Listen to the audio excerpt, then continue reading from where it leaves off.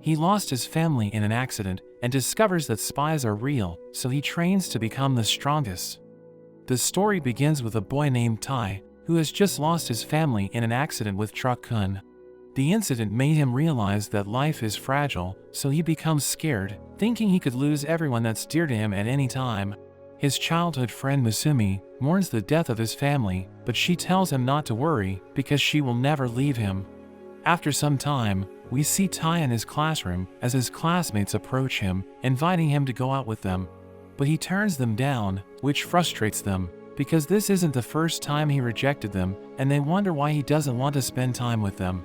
But they realize he's nervous, so they decide to back off, thinking he must be shy. But we learn that he's happy they approached him, and he just doesn't want to talk to people because he still can't get over the death of his family. After they leave, Musumi approaches him and she gives him food, telling him he needs to eat well. Their classmates observe them, and we learn that they're jealous because they all like Musumi. She becomes worried about Tai because he's starting to develop an antisocial behavior, saying he needs to talk to people. But he reminds her how she rejected their senior Tanaka, thinking he's a great person, so Tai wonders why she turned him down.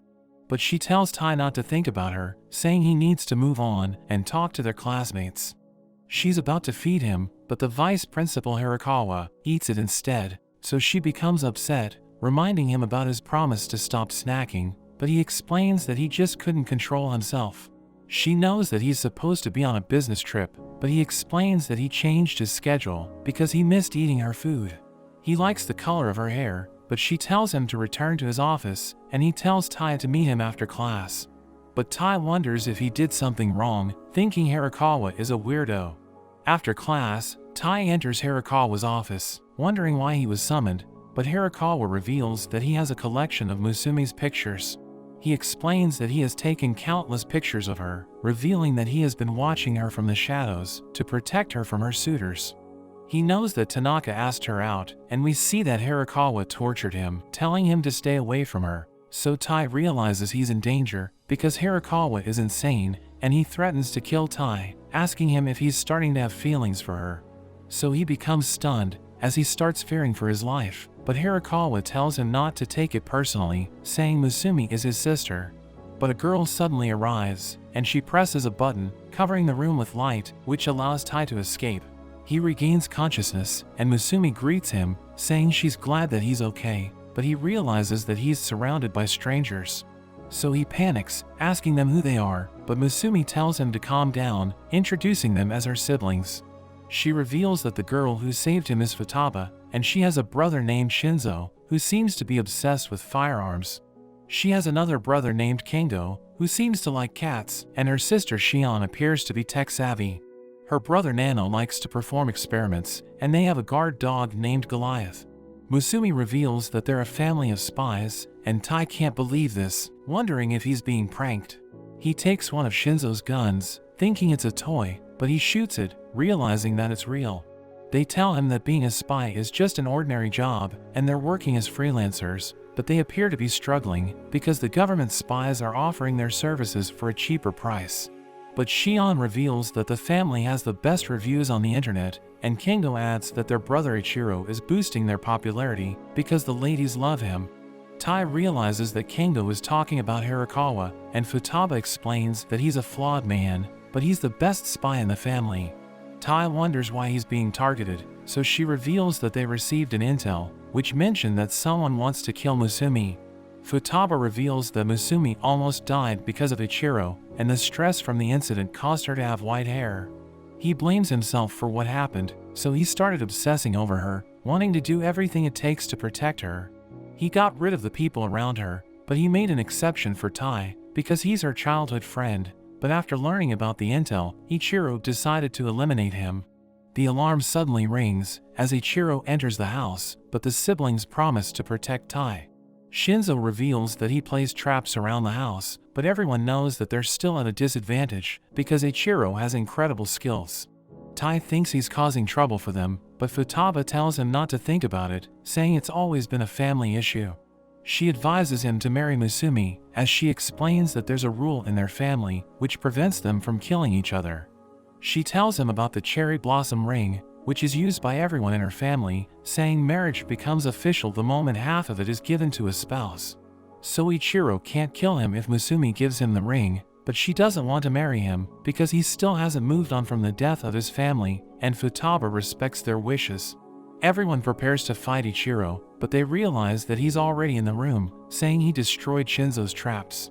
Futaba warns him to back off, but he refuses, so she suddenly slams him into the ground, and everyone starts ganging up on him.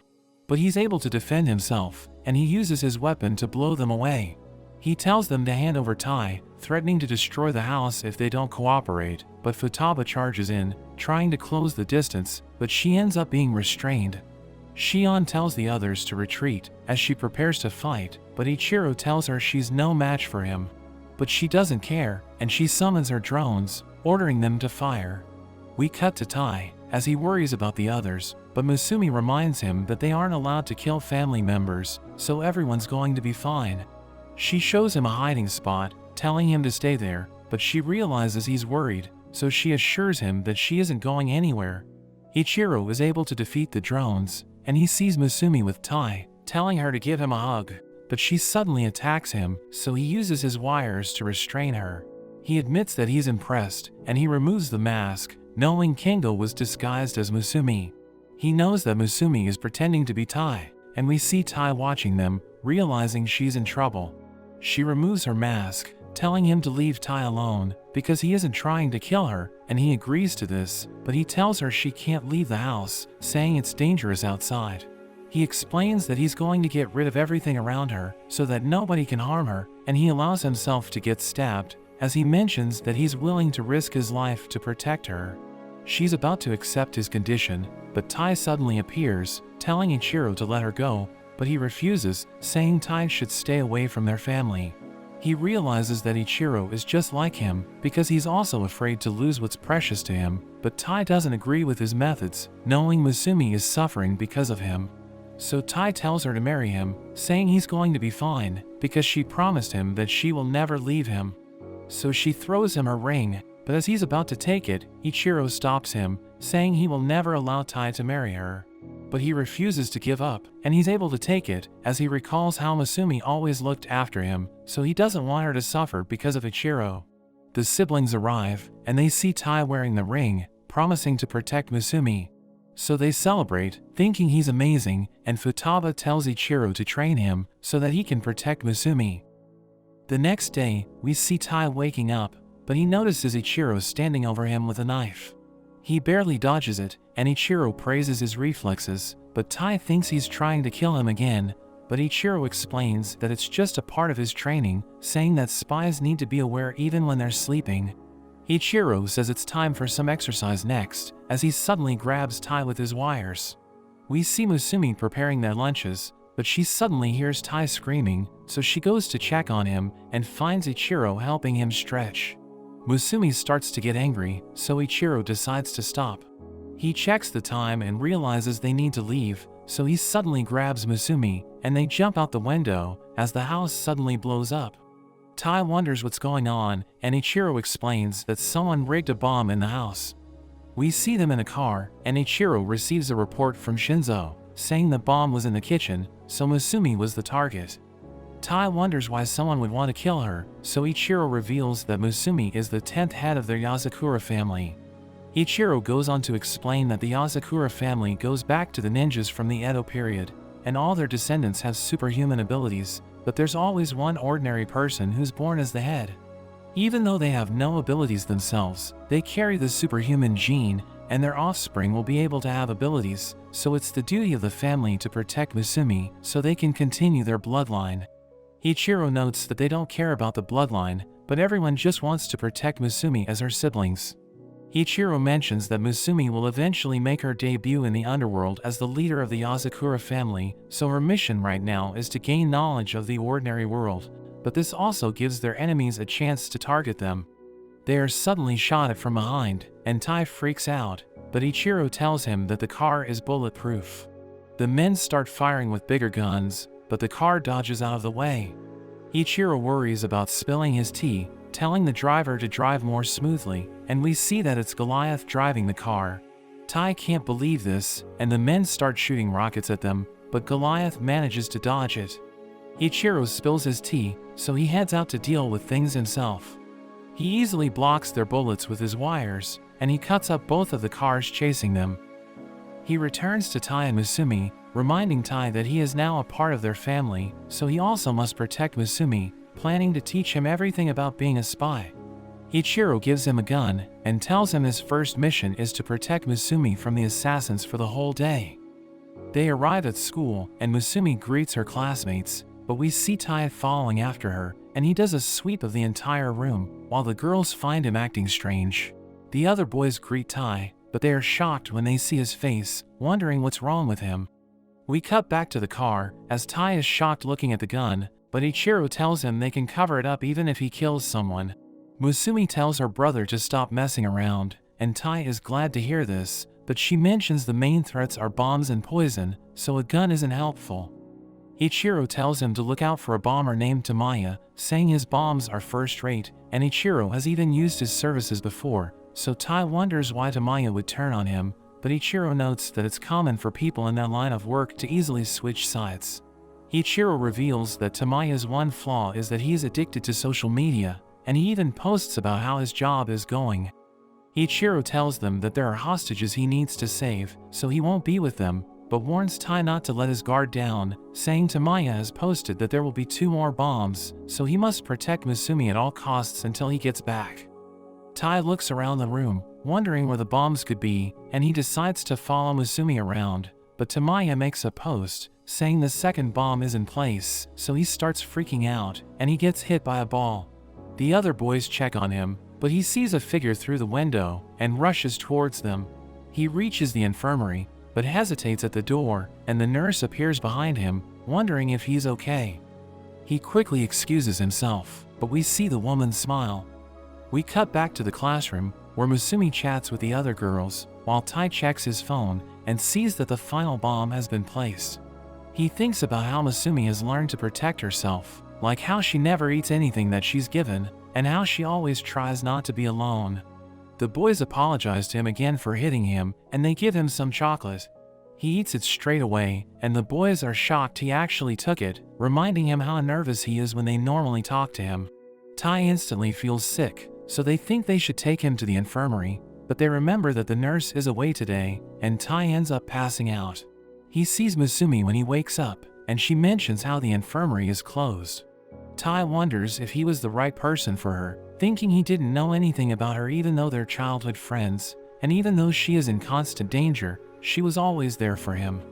He thinks about how he never even considered her feelings when he decided to marry her, but she suddenly bonks him, saying that she was the one who picked him, and she thanks him for marrying her.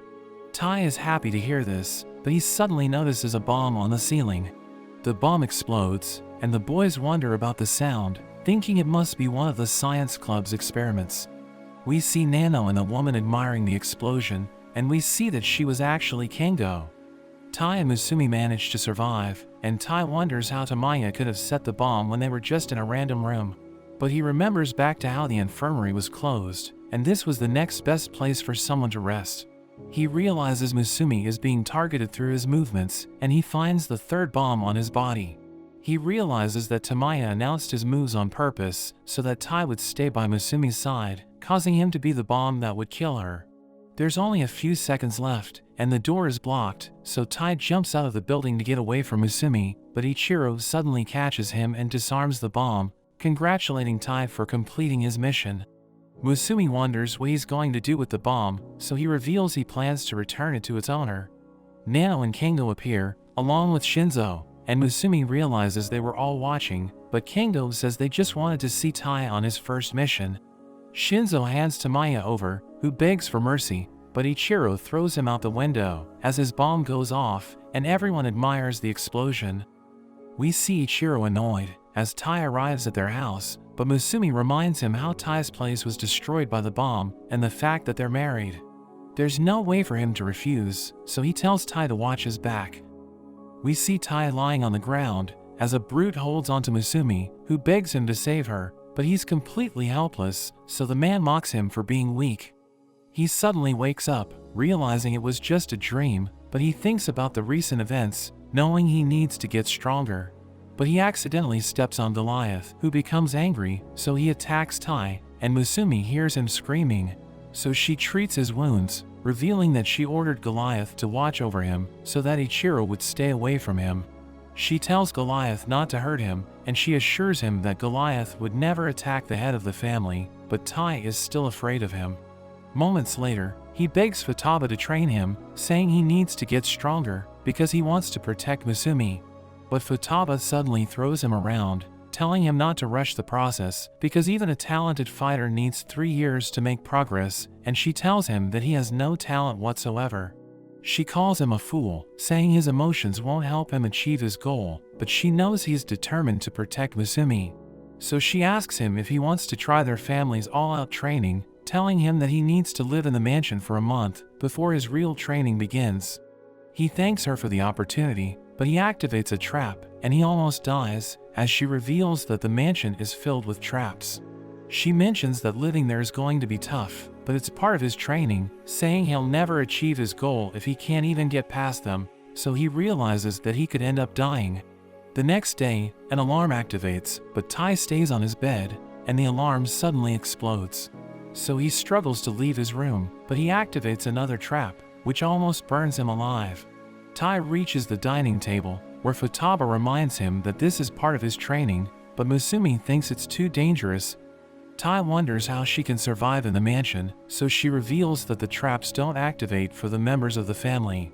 We learn that the house is controlled by a computer, which will recognize him as a family member after he clears all of the traps, but Shion thinks it will take 2 years for him to achieve this. But he suddenly feels weird, as Nano reveals that their food is laced with poison so that they can build up tolerance, but it's only enough to give him diarrhea. So he rushes to the toilet, but he realizes that he needs to get past a locked door, and Musumi is about to help him, but Futaba tells her to let him handle it. Ichiro approaches her, telling her she's gorgeous, but everyone ignores him, and they hear Tai screaming, so they decide to help him. Everyone's enjoying their daily lives, because they can easily get past the traps, but Tai struggles to survive, and his life becomes a living hell. We see Tai in his classroom, but his classmates are worried about him, realizing he's in terrible shape, but he tells them he's okay, so they just leave him alone. We learn that the family gave him a ridiculously heavy shirt, so he's struggling to move his body. One evening, we see Tai practicing with a pistol, because he needs to hit the remote from a distance to turn on the TV. But Musumi interrupts him, advising him to take a break, and she gives him tea, telling him not to push himself too hard. She knows he's doing this because he wants to protect her, and he tries to deny this, but she tells him he's not weak. In a flashback, we learn that Tai and Musumi used to be neighbors, but they barely talked to each other. When they were in high school, Musumi was bullied because of her hair, and we see a group of girls threatening to cut it off. But Tai stops them, and he suddenly cuts his hair, so the girls are shocked, and they decide to leave, thinking he's insane. He explains that the guidance counselor told him to cut his hair, telling Musumi not to think about it, and he promises to help her whenever she's in trouble. Back in the present, Musumi reminds Tai that he's always been there for her, so he shouldn't be so hard on himself. The next day, the alarm rings, but Tai stops it, and he manages to walk past the traps. He takes a pistol, and he's able to hit the power button, so Shinzo is impressed, but he explains that he still can't change the channel, so Shinzo gives him advice. Shion joins them, revealing that she has Tai's performance data, and she gives it to Shinzo.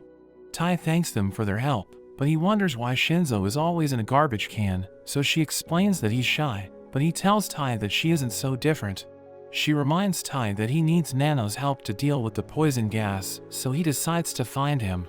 Shinzo thinks Tai has talent, because he's making great progress, but she thinks there's another reason why he's doing so well. We see Kengo and Futaba walking around the mansion, and they see Nano crawling with Tai, telling him that the poison gas can't harm him as long as he stays low. Kengo is about to interrupt them, but Futaba stops him, telling him to stick to his task. Days later, Tai avoids the traps, and he enters the dining table, where he starts eating with the others, and he's able to tolerate the poison. Musumi thinks he's doing well, and he explains that it's been 3 weeks since he started living in the mansion. Musumi gives him milk, and he drinks it, but he suddenly feels weird, so he rushes to the toilet, but he still can't unlock the door. She starts blaming herself because she gave him the milk, and Kingo is about to open the door, but they see him lying on the ground. So Nano examines Tai, revealing that he has a fever because of fatigue, so he just needs to rest, but he explains that he can survive for another week. But Futaba removes his fake skin, and we see that he's in terrible shape, so she thinks he's going to die if he doesn't take a break. She knows that he's been working with her siblings to survive in the mansion, knowing Kingo was the one who gave him the fake skin. She reprimands Nano for treating his wounds in secret, but he tells her not to blame Nano, revealing that her siblings tried to stop him, but he convinced them to help him because he wants to protect Misumi. But she hits him, calling him an idiot, because he can't achieve his goal if he doesn't take care of himself. She explains that learning how to survive is also a part of his training, and she gives him a book on how to open locked doors, telling him to study it until he recovers. Futaba leaves the room, but she notes that she was wrong about him, realizing that he has incredible willpower, and that his love for Misumi is what keeps him going, so she thinks he's going to succeed. After some time, Tai finally manages to open the bathroom door, so everyone celebrates. He thanks them for their help, and his ring suddenly starts glowing, as Futaba explains that the house has recognized him as a member of the family. She tells him he's doing a good job, but his real training is about to begin, and everyone's rooting for him, hoping for him to succeed. We see Misumi cooking for the family, and she adds a bit of poison as usual, but Tai suddenly asks about putting on a bra, which shocks her. He tries to explain that he was just practicing his disguises, but she doesn't listen. Kingo appears and offers to teach him, but just teases him instead. Shinzo wonders what they're doing, so Tai tears off Kingo's disguise. Ichiro joins them, saying he's going on a mission, and he tries to kiss Misumi, but she just smacks him instead. We learn that Shinzo is also going on a mission, and Tai worries for him, but he mentions it's just a low-level mission where they need to retrieve the original plate for some counterfeit money. Tai can't believe that's considered an easy mission, and Shinzo hands him something before he leaves. We see Tai and Misumi walking to school, and a baseball suddenly comes flying at them, but Tai catches it without even looking, throwing it back with incredible speed, and the coach instantly asks him to join the team. During their lunch break, Misumi mentions how his training has made him more superhuman, telling him to be careful so he doesn't expose himself. After school, Misumi goes over all the paperwork for the family, and Tai can't believe how she can handle everything, but she says she's gotten used to it, and it's her responsibility as the head. She suddenly notices something missing, so she decides to pay Kingo a visit. Tai can't believe how messy his room is, and Misumi tells him he forgot to attach the paperwork for his report. Kingo doesn't think it matters, and Tai suggests looking for it around the room, but Kingo says there's no point looking since he didn't do it. He emerges naked, and Misumi says he should cover himself in front of her, but Kingo notes how they used to bathe together when they were young. Misumi decides to punish him, but Kingo dashes right past them. Tai tries to stop him, but he disguises himself as Misumi, causing Tai to hesitate, so he gets away. Misumi activates hibernation mode, and we see the house going into lockdown. Meanwhile, we see Shinzo crawling through a vent, and he uses X-ray glasses to see what's going on. He notes that the security is tighter than expected, and we see the director arriving at the facility. He's happy that things are going well, but there seems to be someone else pulling the strings. Shinzo takes out two of the guards, and he manages to get the original plate, but the alarm suddenly goes off. We see Misumi and Tai looking for Kingo, and they check to see if he's hiding with one of the other siblings, but no one seems to have seen him. They check Ichiro's room, but it's just filled with pictures of Misumi, so they decide to move on. They are joined by the three other siblings, who wonder what they're doing, so they suddenly realize that Kingo was disguised as them before. They hear Kingo laugh, and he appears in a painting, but he quickly runs off. Tai goes after him, but as they turn the corner, Kingo gets away. Misumi wonders what happened, and Tai points to a tunnel. Misumi can't believe there's a secret passage she didn't know about, and she gets annoyed Kingo got away. Misumi lifts the lockdown, and they head back to Kingo's room to finish the paperwork, but Misumi suddenly handcuffs Tai and calls him Kingo. He wonders what's going on, so Masumi reveals she knew his goal was to get her to deactivate the lockdown, and she also notes how the real Tai always lets her pass through the doors first, so Kingo admits defeat, and he agrees to do his paperwork. We see Tai enjoying some curry when they suddenly get a call. It turns out to be Shinzo, who's freaking out because there were more enemies than expected, and he used up all his weapons. We learn that although he's a weapons expert, if he runs out of them, he's actually a big wimp, so Masumi asks Tai to help. We see him with a package, and he sneaks into the facility, but a man gets behind him. He remembers his training with Shinzo, so he pushes back to disable the firing mechanism, and he manages to take out the man. There are more people that approach, and Tai can tell that there are 3 of them. He manages to take 2 of them out, but the third prepares to call for backup. We learn that Shinzo gave him a gun, so he decides to use it, and it shoots electricity, which destroys the radio. Tai makes it to Shinzo, and he instantly hugs him, saying he was terrified. He cuddles with his new gun, and Tai thinks they should go, but they are suddenly found. However, Shinzo returns to being a Chad, and he instantly disarms them. They rush out, and Shinzo easily handles the guards. They head for the exit, but there's a sniper, and Tai gets shot in the leg. The man threatens to finish Tai off, telling Shinzo to throw down his weapon. He sees Tai bleeding out, so he throws his gun. In a flashback to Masumi, she tells Tai he can give Shinzo anything as a weapon, just so he can feel comfortable. So Tai suddenly throws him a fork, which he uses to destroy the man's gun, and he's able to finish him off. They manage to escape, and they both apologize for messing up.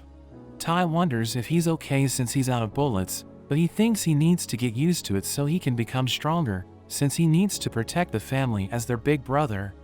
The next evening, we see Tai on the phone with Masumi, who invites him to go on a date with her, but a car stops over and a strange man appears, so Tai hangs up on her. The man approaches him, introducing himself as a police officer named Seiji, and he tells Tai that he has questions for him. They go to the station, where Seiji reveals that he has a picture of Tai during his last mission, so he becomes nervous, wondering how Seiji was able to find it. Seiji reveals that he has videos of Tai taken during the recent events, thinking he's responsible for everything, so Seiji calls him a criminal, threatening to arrest him. But Seiji thinks he's working with a secret organization, so he offers to help Tai receive a lighter penalty if he sells everyone out. But he refuses, saying he doesn't know anything, and Seiji gives him some water, but he knows it has truth serum mixed in, so he doesn't want to drink it. Seiji forces it into his mouth, but we see that he was able to catch it with a balloon, and he continues to play dumb. Seiji suddenly attacks him, and he realizes that there are dead bodies in the room, as Seiji explains that he just got rid of a drug dealer, saying he isn't afraid to take the law into his own hands. He grabs onto Tai, threatening to kill him, but he sees a thread, realizing that Ichiro is involved, and he tells Seiji he doesn't know anything. Seiji is about to hit him, but he dodges, and the blow ends up shattering the wall. We see Ichiro listening in, and he mocks Seiji for his poor performance, so Tai demands an explanation. Ichiro reveals that Seiji is his friend, saying he's been covering up the family's activities in exchange for their help with his investigations. Ichiro asks him if Tai passed the test, so he explains that Tai didn't snitch, and he's looking forward to working with him. Seiji mentions that he has a big job for Ichiro, but he realizes it's time for his next mission, so he decides to head out. The next day, Tai is exhausted because he wasn't able to get enough sleep, so Masumi is worried about him. Ichiro enters the classroom, saying he's going to be the substitute teacher, and he starts giving a lecture. Tai is about to doze off, but he senses a chalk approaching with ridiculous speed, and he dodges it just in time. We see that it left a hole in the wall, and Ichiro uses Morse code to communicate, telling Tai that he must learn to control his sleeping patterns. Ichiro mentions the dolphin, saying it doesn't go to sleep because it only deactivates a portion of its brain to get the rest it needs. He tells Tai that he needs to learn this skill, but he thinks it's impossible because humans need sleep to survive. Ichiro warns Tai that he will throw another chalk if he sees Tai sleeping, but Masumi tells him to back off, thinking he just wants to torture Tai. He's overjoyed that she's talking to him, and she tells him to stop making Tai's life miserable, but he assures her that he can pass Ichiro's test. But Ichiro suddenly shows them a pellet, and he crushes it, filling the room with sleeping gas. Musumi wears a gas mask, and she becomes annoyed, realizing that everyone fell asleep. Ichiro sees Tai sleeping, so he throws multiple chalks, but Tai manages to defend himself, and Musumi is surprised, realizing he can move while he's sleeping. Ichiro realizes he's half awake, and he starts throwing even more chalk, but Tai is able to dodge all of them, so Ichiro is impressed, and he continues to throw chalks until the class ends. But that evening, we learn that Tai can no longer return to the half-awakened state, and everyone finds him creepy because they see him sleepwalking. The next day, we see Tai reading a manual on how to date like a spy, realizing he isn't spending enough time with Musumi, so he's afraid that their marriage could end in divorce. He's about to invite her to go out with him, but he suddenly receives a call, and Seiji tells him he has an urgent mission.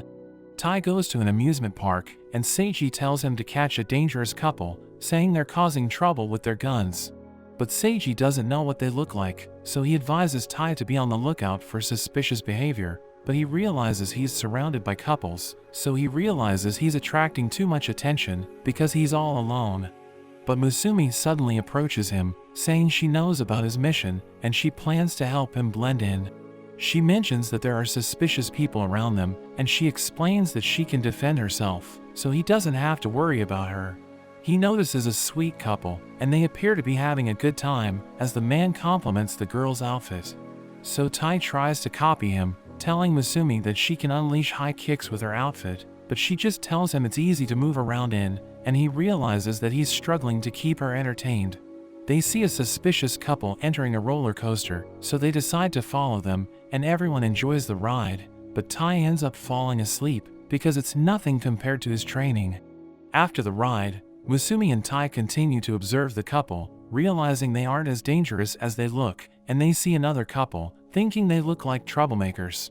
So Tai decides to follow them, as they enjoy the ride, and they suddenly start making out, so he realizes they're just a normal couple.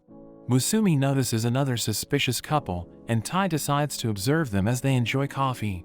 He hears the man talking about a special item as he reaches out for his pocket, so Tai thinks he has a gun, but he just pulls out a ring, asking the woman to marry him. So Tai is frustrated, because he doesn't have a lead, and we see that he's holding onto a rose, thinking about making Musumi happy. But he hears this sweet couple arguing, and he can't believe this is happening, because they were so close during the rides. They suddenly pull out their guns, so Tai realizes they're his targets, and everyone panics as they start shooting each other, so Tai takes cover. He realizes that his rose has been shot, so he becomes upset, and he shoots them with his electric bullets. The police arrive to arrest them, and Seiji thanks Tai for his help, saying he did a good job, and Ichiro learns about this, but he appears to be upset, because Tai went on a date with Musumi. We see Tai and Musumi on the Ferris wheel, as Musumi mentions that they were able to enjoy all of the attractions. Tai wonders why she didn't want to ride the Ferris wheel until they finished the other rides, so she explains that she wants to enjoy the sunset with him. He gives her the rose, saying it was damaged during the shootout, but he decides to give it to her, because he wants to thank her for everything she has done for him. So she accepts it, and they spend the rest of the day together. Back at the house, we see Shion exhausted as she finally completes her mission. She prepares to sleep, but a mysterious girl suddenly hacks her system. She fights back against the hacker, and we see her character running after a hedgehog, but the girl disconnects her computer, allowing her to get away, and when she turns it back on, we see she stole pictures of Tai. The next morning, Tai and Musumi run into Shion. They wonder why she looks so tired, so she mentions the hacker, thinking that it was strange that they only took pictures of Tai, which gives him a bad feeling. Tai and Musumi head to school, thinking about what the hacker was after, but they are suddenly stopped by some needles, as we see the mysterious girl. Tai decides to run, but they can't get away, so he prepares to fight. The girl suddenly attacks him, but he manages to push her back. The girl declares her love for him, but also mentions she's trying to kill him, so Musumi recognizes her as Ayaka, the manhunter spy. Ayaka isn't fond of the nickname, but Musumi explains that she uses her spy techniques to follow men that she has fallen in love with and stabs them with her needles. Ayaka reveals that she fell in love with him after seeing a video of him on the dark web, but it also led to a certain company putting a bounty on him. She suddenly throws her needles up, and we see that there are other people that are after Tai for the bounty, but Ayaka starts losing it, wanting Tai all for herself. Tai mentions how he's married to Musumi, so he can't let himself be killed. Ayaka cries hearing this, wishing she could kill Musumi immediately, but reveals she got permission from Ichiro to target Tai, on the condition that she doesn't touch Musumi. Tai and Musumi can't believe Ichiro would allow this, and Ayaka suddenly throws needles all around them, but tells them she will see them again soon, as she leaves. They get to school, and Ayaka is introduced as a new transfer student. She's given the seat next to Tai, and as she heads to her seat, she trips and throws a needle at him, but he manages to stop it. We see Tai going about his normal day, as he avoids the assassination attempts from Ayaka. He has lunch with Musumi, and he just continuously dodges the attacks from Ayaka. Ayaka starts to become desperate, so she uses her needles on everyone else in the class, explaining that she injected them all with a mind-controlling poison. She orders them to grab him, and they all hold him down. She prepares to finish him off, but Musumi gets in the way, telling her she's gone too far, but at that moment, the bounty hunter from earlier appears, and he shoots at Ayaka to get revenge, but Musumi pushes her out of the way, and Tai fires his gun at the man. He checks on Musumi, and Ayaka wonders why she saved her, so she mentions that she's happy there's someone else who can see how great Tai is. Ayaka sees her as an angel, and she falls in love with her. As they head home, we see Ayaka clinging to Musumi, and she now wants to kill Tai so she can have Musumi for herself. Tai isn't happy with this, but he suddenly gets a call from Shion. They meet with her in her room, and Musumi reveals Shion is always looking for people to play games with. Tai is confused, but Shion starts the game, revealing that they just need to defeat the enemies that appear. They start playing, and Shion mentions it's time for the boss. Tai is surprised it's so soon, and they fight against a train monster. Tai mashes his controller, and they manage to defeat the boss. At that moment on the news, there's a report about a runaway train that has suddenly come to a stop, and Shion reveals that she hacks into the systems of her targets and converts it into a game, which she must then clear to do her job. She notes that she can't always do it alone, revealing a helicopter that's about to crash into a power plant. They prepare to play the next game, and we see they need to defeat a dragon. Shion gives him a revival item just in case, and she starts fighting against the Ichiro monsters. Tai struggles against them, but he somehow activates God mode, and Shion yells at him for using cheats.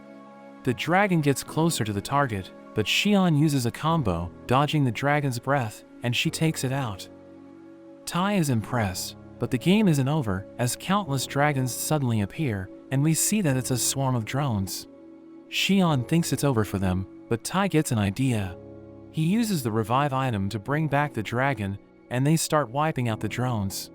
We see the helicopter shooting them down, and Shion is impressed it's working. But a few of the drones manage to get past. However, Ayaka suddenly appears, and she takes them out, determined to get some pictures of Musumi. Tai and Shion manage to finish off the rest of the drones, and the mission is finally cleared. Shion compliments him on his plan, but insists on playing more games with him, refusing to let him leave. We meet a spy named Oga, as he sees Tai in a magazine, finding him interesting. But his companion Sui mentions he isn't interested, saying they need to focus on their mission. We see Tai in the middle of his training session, when he receives a call from Nano, who mentions that he needs Tai to pick him up. He reveals that he's snuck into a laboratory, which is manufacturing a biological weapon called sodium, and his mission is to neutralize it. He explains that it's stored in a capsule, and it will kill everyone within a 10-kilometer radius if it detonates, but he eats it, so Tai becomes worried, wondering if he's going to be okay. But he reveals that his body is special, because his organs can detoxify it in 3 hours, but he starts to feel drowsy. Tai reminds him that he's still in the middle of his mission, but he reveals that he put everyone in the lab to sleep, telling Tai to save him before the guards notice him, and he ends up falling asleep. Tai goes to the lab, but he realizes that the guards have been knocked out, thinking Nano isn't responsible for this. He gets spotted by a guard, who suddenly gets knocked out as Oga and Sui arrive. They recognize him, knowing he's in the middle of a mission, and Sui reveals they're from a group called Hanagiku, which is an intelligence unit controlled by the government. He explains that their mission is to neutralize the lab, and Oga uses his senses to survey the area, realizing there are guards below them, so Sui thinks they're protecting an underground base. They're about to continue their mission, but Oga wants to see Tai in action, so he tells him to join them, and Tai recalls that they just saved him, so he decides to trust them. They defeat the guards together, and Tai sees Nano, realizing he's still sleeping. But Oga suddenly tries to attack him, revealing that their mission is to kill him, and Sui reveals that they used Tai to lead them to Nano, knowing his goal is to rescue him. Sui thinks Nano is a threat because he ingested the biological weapon, so they need to kill him for national security. But Tai protects him, threatening to shoot them, so Sui attacks him with ridiculous speed, and he collapses because of his injuries. Sui calls him a fool because he let his guard down, wondering why he was accepted into Musumi's family.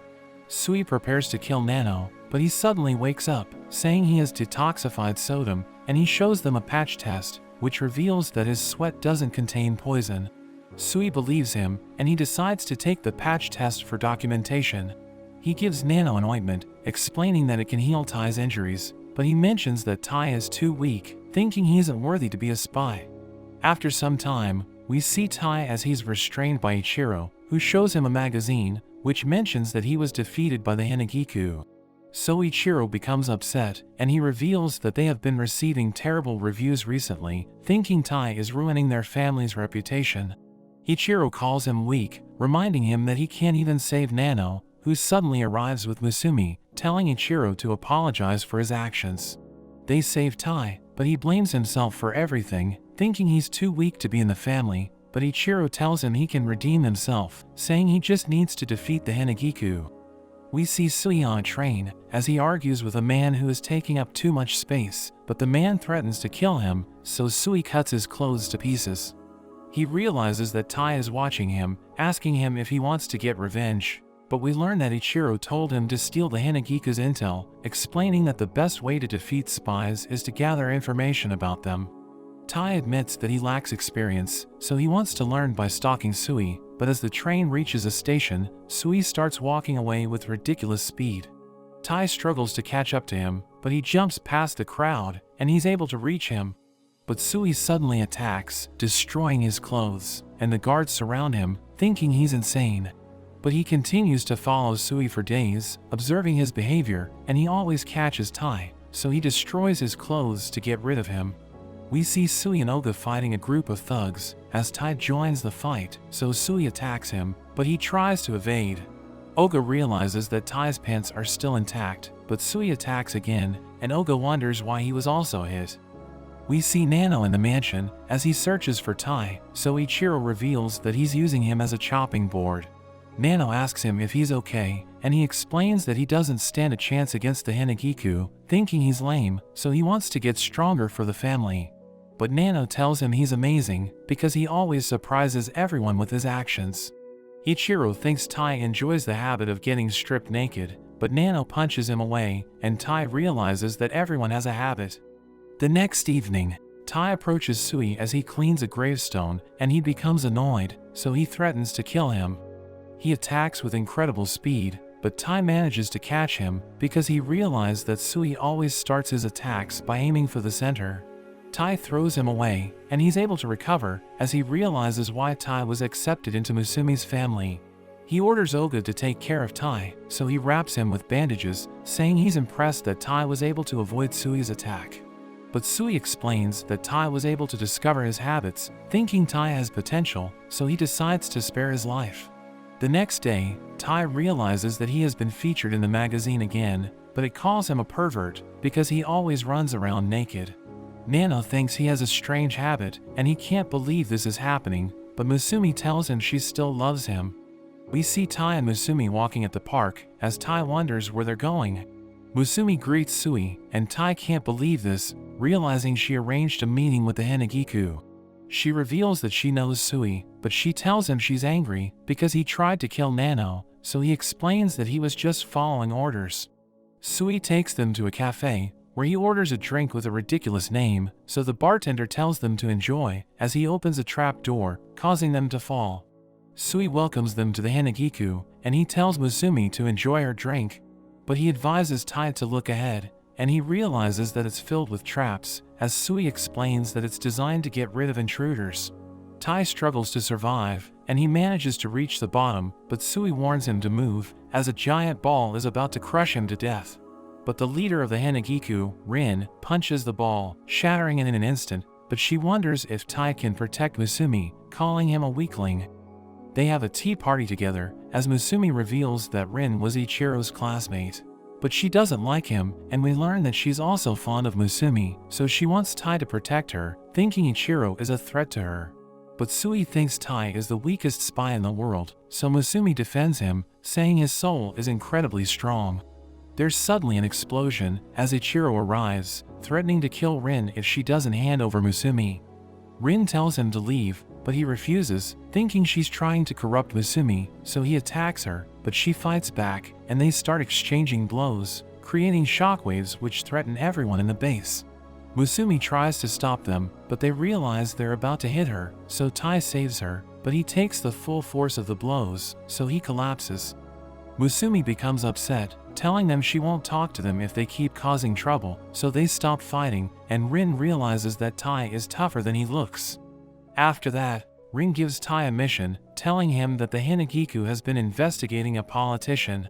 His name is Yuri, and everyone loves him, thinking he's an amazing person, but we learn that he's working with 3 spies, and they committed crimes to help him work his way up. Rin explains that the next election is about to take place, so she thinks he's going to make a move, revealing that the Hanagiku discovered a bomb during one of their missions.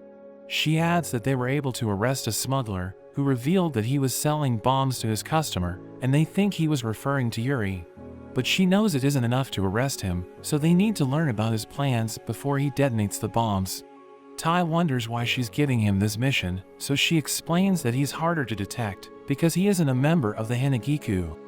They disguise him as a girl, as Rin explains that Yuri wants to hire a female assistant, and she tells him to gather information about the bombs. We see Yuri attending an event, where he introduces everyone to his new assistant, but a group of men suddenly interrupts him, calling him a tyrant. So his supporters oppose them, and a fight breaks out, as a speaker falls, and it's about to hit the leader of the group, but Yuri saves him, telling him he has the right to voice his opinions. Everyone is touched by this behavior, and the medics take Yuri to the ambulance. But as he leaves, we learn that it was all staged, and the spies remove their disguise. One of them shows him a graph, which mentions that he's gaining popularity, and he tells his spies to share his video so that the citizens will vote for him. But we see Tai hiding, thinking Yuri is a despicable man, so he wants to expose him. They return to the office, where Tai examines Yuri's documents, but he can't find anything he can use against him. Yuri's campaign is doing well, as Tai notes that he appears to be using underhanded methods to gain the advantage, but Tai is worried about the bombs, thinking he might use them in the future. Yuri's group returns to his office, and Tai becomes frustrated, wondering how they're able to commit crimes, because all they do is dance. But he notices something odd about their movements, realizing that they have been using dance moves to communicate, and he starts to understand what they're talking about.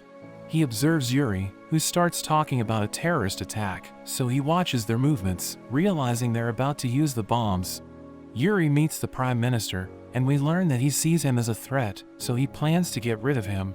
He detonates the bomb, but everyone sees an explosion in a fountain, and we learn that Tai placed it there. But Yuri threatens to kill him, saying he has another bomb, and he knows about Tai's real identity. Yuri shoots him, and he hits the detonator, causing another explosion. But he realizes that everyone's covered in shock-resistant jackets, and Tai recovers, as Yuri realizes that his gun was loaded with fake bullets. But he thinks Tai doesn't stand a chance, telling him he's outnumbered. But Sui suddenly arrives, disarming Yuri and his spies, and he tells them they're under arrest. So the spies escape, as he calls Yuri a fool, saying he should never seek loyalty from spies, before taking him down. Tai is ordered to escort Yuri to the headquarters, and we see them riding a bus, as Yuri tells Tai that he knows what happened to his family, saying it wasn't an accident. So Tai asks him what he knows, but he refuses to answer, and he mentions that the world is filled with hidden truths. Sui calls Tai, telling him that the Prime Minister has been kidnapped, as Yuri suddenly breaks free. He removes his earring, which is revealed to be a bomb, and it explodes, allowing him to escape. Back at the mansion, we see Nano working on a potion, thinking Tai is going to get hurt during the mission, so he wants to be ready in case this happens. Musumi reveals that she's also worried about Tai, but she prepares a feast for him, thinking he will recover after he eats it. She wonders what her siblings are doing, and we learn that they're preparing for Tai's return, but they're all expecting him to get beat up, so they're trying to cope with the situation. But Ichiro seems to be happy, thinking Tai isn't going to make it. We return to Tai, as he saves the driver, and he receives a call from Sui, who reveals that they were expecting Yuri to escape. We learn that he's a legendary spy, and he was known as Kurogawa, but everyone thought he died a few years ago. Sui reveals that they're tracking his movements, knowing he will lead them to the Prime Minister. Yuri sits with the Prime Minister, and we see that everyone's watching them, as Yuri reveals that he isn't interested in politics. He removes his disguise, and the Prime Minister recognizes him, wondering how he's still alive. He reveals that he lost his daughter, and he eliminated countless politicians to get revenge, but the Prime Minister knows everything, so Kurogawa wants everyone to witness his execution. He threatens to kill the Prime Minister if he doesn't reveal the truth, but he refuses to say anything, so Kurogawa prepares to shoot him. But the broadcast ends abruptly, as Tai destroys the camera, and he tells Kurogawa to release the Prime Minister. But Kurogawa reveals that he knows about the electric revolver, saying it's going to affect the Prime Minister if Tai decides to shoot him. He fires his weapon, but he misses, as Tai suddenly charges in, and he tries to use a technique. But Kurogawa manages to take him down, and he reveals that he's familiar with the technique, knowing Tai learned it from Futaba. Kurogawa restrains him, as he explains that he isn't the best fighter, but he's excellent at handling information, saying he can exploit it to defeat his opponents. Tai wonders why he was pretending to be Yuri, so he explains that he's doing it for revenge, revealing that he was hired by politicians because of his ability to exploit information. In a flashback, we see Kurogawa doing the dirty work for the politicians, and he returns home, celebrating his daughter's birthday. We learn that his wife passed away, so he's working hard to provide for his daughter, who tells him she missed him.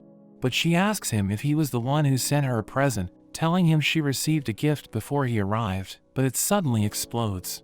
He's able to survive the explosion, but his daughter dies in his arms, as he realizes that the politicians tried to kill him because he has already served his purpose.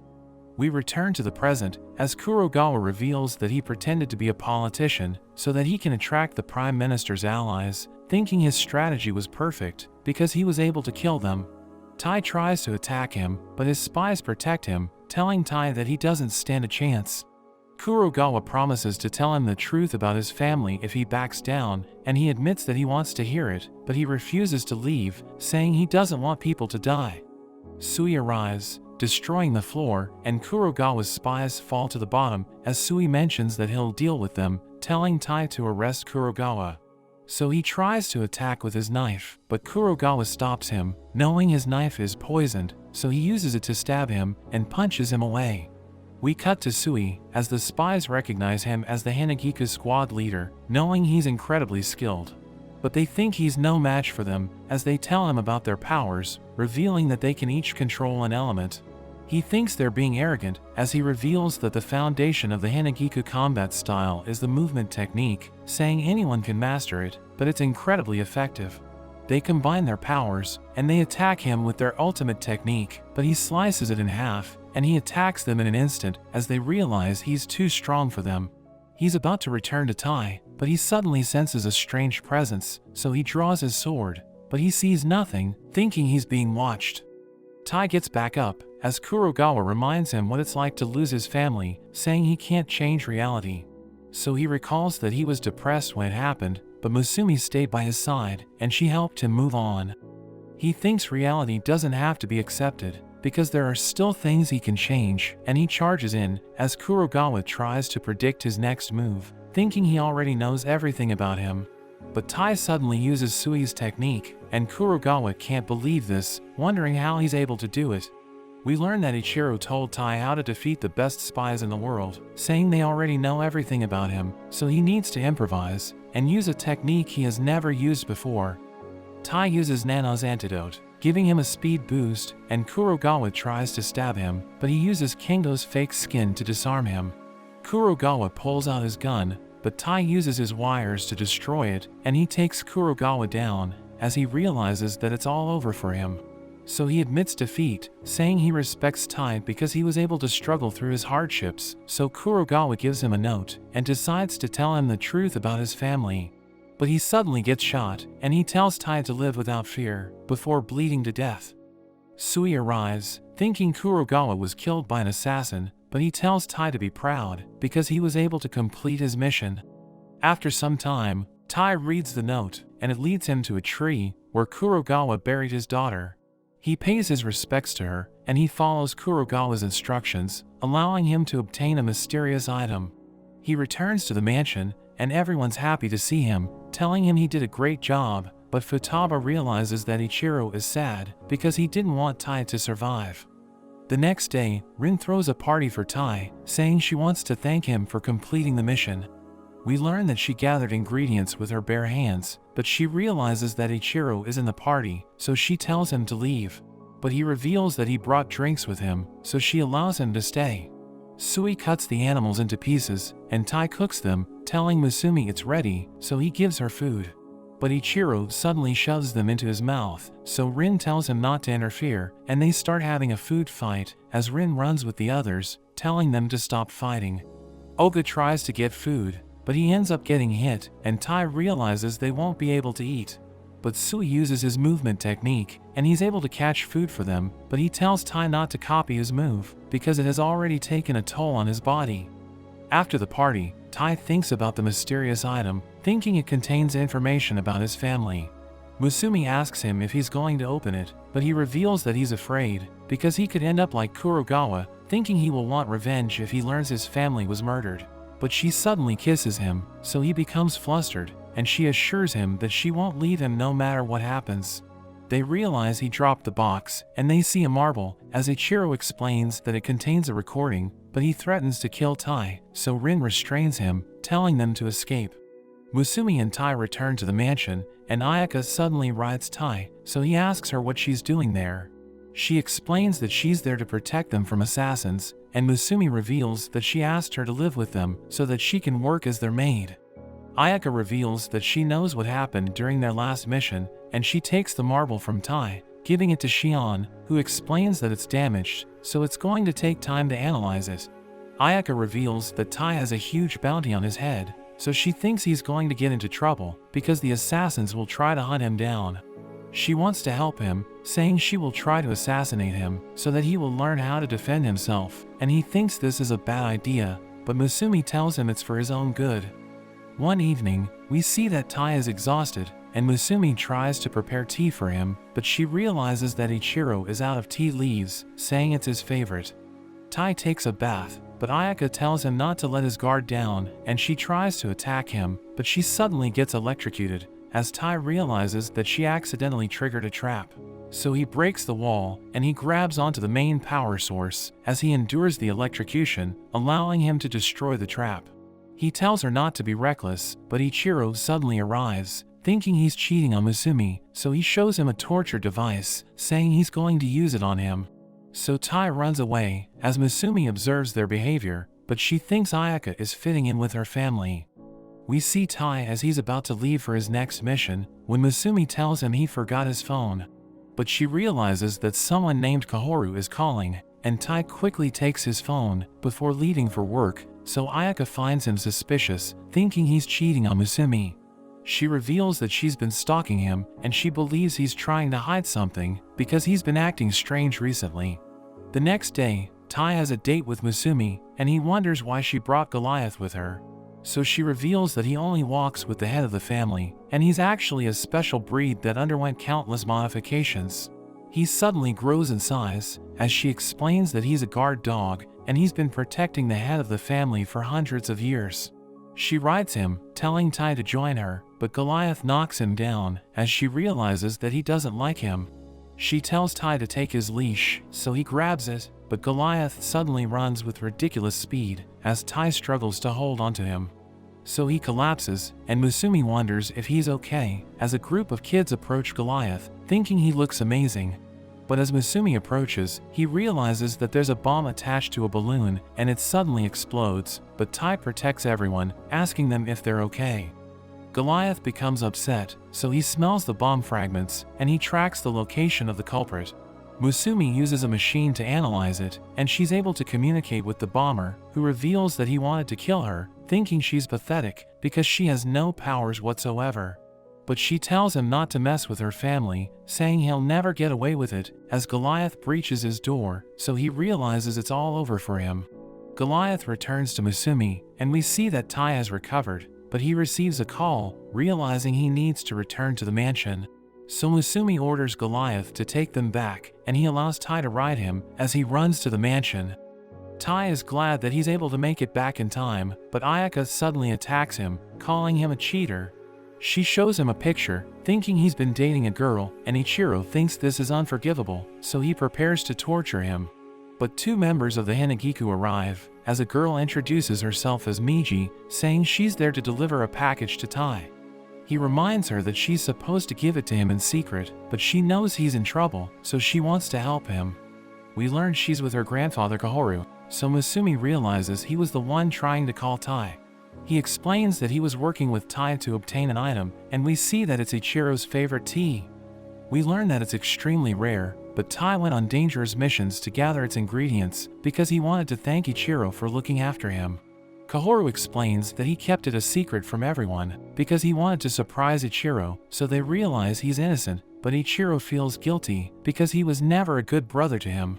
Ayaka immediately apologizes, but Ichiro refuses to admit that he's wrong, so Goliath punishes him, as Musumi thanks Tai for the tea, glad that she has such a great husband.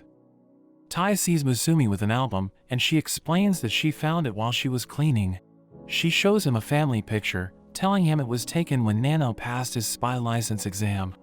She explains that they take a picture whenever one of them passes the exam, and Tai wonders what a spy license is, so Futaba tells him it's like a membership card issued by the Spy Association. She explains that those who pass the exam are given a spy license, which allows them to get benefits and job referrals from the association. She tells him about the rankings, telling him he will start at the bronze rank if he passes the exam, and he can take promotion tests to increase his rank. The spies at the higher ranks are given advanced missions with greater rewards, and they also have access to more benefits. So he thinks about taking the exam, but Ichiro tells him his siblings passed it on their first try, threatening to kill him if he ends up failing. They suddenly hear a scream as Ayaka apologizes to Shion because she touched the cables on her device as she was cleaning it, causing it to glitch out. The monitor suddenly turns on, showing everyone a ghost, and Futaba loses it, as Tai wonders what happened to her. So Musumi explains that Futaba is afraid of ghosts, and they need to watch over her because she's going to be paranoid for an entire day. They suddenly hear a strange noise, so Futaba freaks out as Shion reveals that she has been hearing strange noises in the house, thinking there could be a ghost. Everyone looks after Futaba because she's too scared to do anything, so they're helping her regain her composure.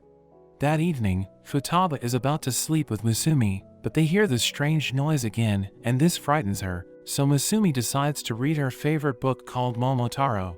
She starts reading it, and we learn that it takes place in a world where humans and demons are at war. In the story, an old woman sees a baby by the river, and she decides to call him Momotaro, but Musumi suddenly falls asleep. So Tai continues the story, and he mentions that the woman decided to adopt Momotaro. But when he grew up, he became a soldier, and he was forced to kill his best friend because he was an enemy of humanity. Tai mentions that everyone has no choice but to surrender to the flow of life, and Futaba thinks the story was great, revealing that her mother used to read it to her. She tells him she used to be fearless, but when she lost her mother, she realized death is inevitable, and she's afraid of losing people who are dear to her. So she thinks she's pathetic, revealing that she wants everyone to think she's afraid of ghosts, because she doesn't want them to learn about this. Tai tells her he understands how she feels, and he explains that he wants to get stronger so that he can protect everyone he loves. But she reminds him it's getting late, so she tells him to go to bed, and she wishes him luck with the exam. After some time, Tai takes the exam, and we see that he's doing great, so the other participants think he's amazing, but one of them sees him as a threat. During their lunch break, we see a man observing Tai, knowing he has a bounty on his head. So he tries to kill him, but another participant named Tsukiyo blows him away, reminding him they aren't allowed to fight, so the man runs away. Tai thanks Tsukiyo, who reveals that he's in love with him, so Tai realizes he's a creep, but he explains that he's serious. Musumi recognizes him, knowing he's a playboy who enjoys flirting with everyone, so she tells him to stay away from her husband. But he tells her she can't stop him, and he explains that he loves Tai because of his personality, saying he's been stalking him. They hear an announcement that the exam is about to resume, so Tsukiyo tells Tai they must finish it together. Tai goes through the practical exams, and he's able to pass all of them, but Tsukiyo won't stop bothering him. During the written test, Tai struggles to answer the questions, and he realizes that several participants have failed. Tsukiyo allows him to copy his answers, but he ignores him, and Tai manages to pass the test. After that, a voice informs the participants that they have passed the exam, and they can get their license at the end of the hall. But the voice tells them that the venue will be destroyed, and it suddenly starts collapsing, so everyone rushes to get their license. Tai and Tsukiyo are able to avoid the traps, but Tai's rival sees his chance, and he hits Tai, knocking him down. Tai is about to fall down, but Tsukiyo tells him not to give up, and he pushes him to safety. But Tai realizes that Tsukiyo is about to fail, so he saves him, telling him to finish the exam. But Tsukiyo creates a gust of wind, which pushes them up, saving both of them, and he reveals that he's actually a proctor, saying he's there to test Tai's humanity, which is considered to be the most important subject. He explains that technical skills are just the basics, and the association values spies who can be trusted, so Tai's rival ends up failing. Tsukiyo gives Tai his license, and he congratulates him for passing the exam. But Tai asks Tsukiyo if he's really in love with him, and he confirms this, so Tai quickly runs away. Tai returns to the mansion, where everyone celebrates, but they wonder why Ichiro isn't home yet, and he suddenly falls from the ceiling, revealing that he was hiding there to watch Musumi. But Futaba becomes upset, realizing he was the one making the strange noises, so she beats him up, and Ayaka takes a picture of them. A few days later, Tai sees an old man in his bag, who reveals that he didn't want to deal with the traps in the mansion, so he decided to use Tai's bag to get past them. He introduces himself as his grandfather, but Tai freaks out, thinking he's an intruder, and he ends up getting shot. Tai apologizes for shooting him, but Musumi understands why he did this, and she introduces him to her grandfather Ban. He reveals that he's there to see Tai, thinking he's a good husband, and he gives them a wedding gift. He invites Tai to hang out with him, but Ichiro suddenly restrains him, as he mentions that the police told him to arrest Ban because he's an escaped convict. But he explains that he isn't a criminal, saying he was permanently stationed inside the prison to gather intel, and he promises to return after he has some fun. But Ichiro refuses, knowing he shares confidential information just to impress women, so he challenges Ichiro to stop him as he covers the area with smoke, allowing him to escape with Tai. Ichiro calls Tai, telling him that Ban is a legendary spy who is known for his ability to infiltrate facilities and escape difficult situations. Ichiro orders Tai to capture him, so Tai observes him as he tries to impress the women, and he starts sharing state secrets. So Tai decides to stop him, but he easily escapes, and he tells Tai that he's too young to capture him. But Ban realizes that Tai was able to glue him in place, so he removes his clothes, saying only a beautiful woman can stop him. He tells Tai to bring it on, so he tries to capture him, but Tai ends up failing, and Ban tells him he needs more training. He asks Ban why he broke out of prison just to see him, so Ban explains that he had to do it today, but he knows that Tai is too young to understand him. A bartender gives him a drink, and he tries to give it to Tai, but he refuses, saying he's still a minor. So Ban calls him a beta, thinking he'll never have a child with Musumi, and Ban offers to teach him, but he says he isn't interested. Ban reveals that he was lonely before he met his wife Keiko, saying she was the one who gave his life purpose, but he thinks she's too good for him. He believes Tai is just like him, so he advises him to enjoy the present, saying it will allow him to live life without regrets. But Tai explains that he will have no regrets, because he enjoys every moment he spends with Musumi, and he wants her to feel the same way. Ban wants to spend more time with him, but an old lady approaches Ban, and she makes him wear a handcuff, saying it will explode if he tries to break it. He realizes she's Keiko, and he's glad that he's able to see her again, so he invites her to go out with him, reminding her it's their anniversary, but she tells him to return to prison. The cops take Ban away, and Tai realizes that he broke out of prison to see Keiko, saying he understands how he feels. We learn that Musumi was watching Tai while he was talking to Ban, and she realizes she's lucky to have him as her husband. They return to the mansion, where they learn that Ban was able to go on a date with Keiko, and Tai thinks he's amazing. After some time, Ban returns to the mansion, saying he broke out of prison again, but he realizes that everyone's gone, and Ayaka tells him they went on a shopping trip. We see the siblings in a mall, and they decide to split up, as Tai recalls that he used to go there when his family was still alive. Musumi uses a gacha machine, and he thinks she's being childish, but it gives her hand grenades, and he can't believe this just happened. She approaches a shopkeeper, and she orders a strange drink, so the shopkeeper asks her about the mode of payment, saying she can pay with her blood. But she receives bullets, as she reveals that she used code names to make the order, saying the mall sells equipment for spies. So Tai buys a bulletproof shirt, and he's about to meet Musumi, but he notices a girl named Suzu, who is looking for her father. He decides to bring her with him, and Musumi asks her about her father, so she explains that he was taken by a group of thugs, who told him they need to talk downstairs. Musumi takes them to an elevator, where she enters a code, as she reveals that the mall has a secret basement floor, where the merchants sell illegal products. Tai realizes it looks scary, and Musumi warns him to stay alert, because he could end up getting attacked. They see Suzu's father, as a thug threatens to kill him, but Tai saves him, and Suzu reunites with her father.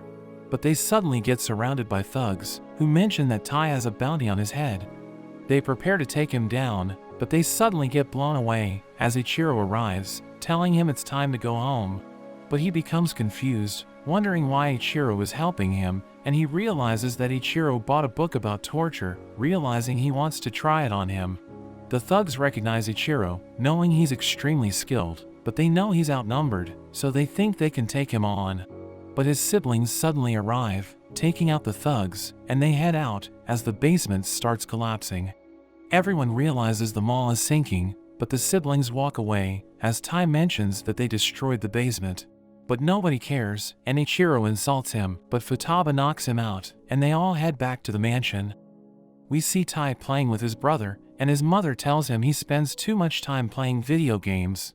She tells his father to spend more time with his family, because he's always working, and he tells everyone they're going to go camping, but he mentions that it's raining.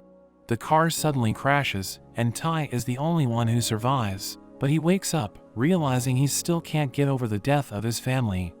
Shion finishes analyzing the device given by Kurogawa, and she reveals that it contains the guest list for her parents' wedding. She mentions that Tai's parents attended the event, but Musumi tells him to leave her, because she thinks her family got them killed. But Tai tells her not to jump to conclusions, saying he wants to be with her no matter what happens. He asks Shion to help him discover the truth, and she explains that they don't have enough information, but she's surprised that they were able to find the list, because it's supposed to be confidential. She thinks the underworld might be involved, so she suggests going to the Library of the Dead, where he can find information about people who vanished without a trace. Tai follows Shion's advice, and we learn that the library is sponsored by the Spy Association, so he can enter it using his license, but she warns him to be careful. He sees a man laughing, but the librarian suddenly kills him, telling him to keep his voice down.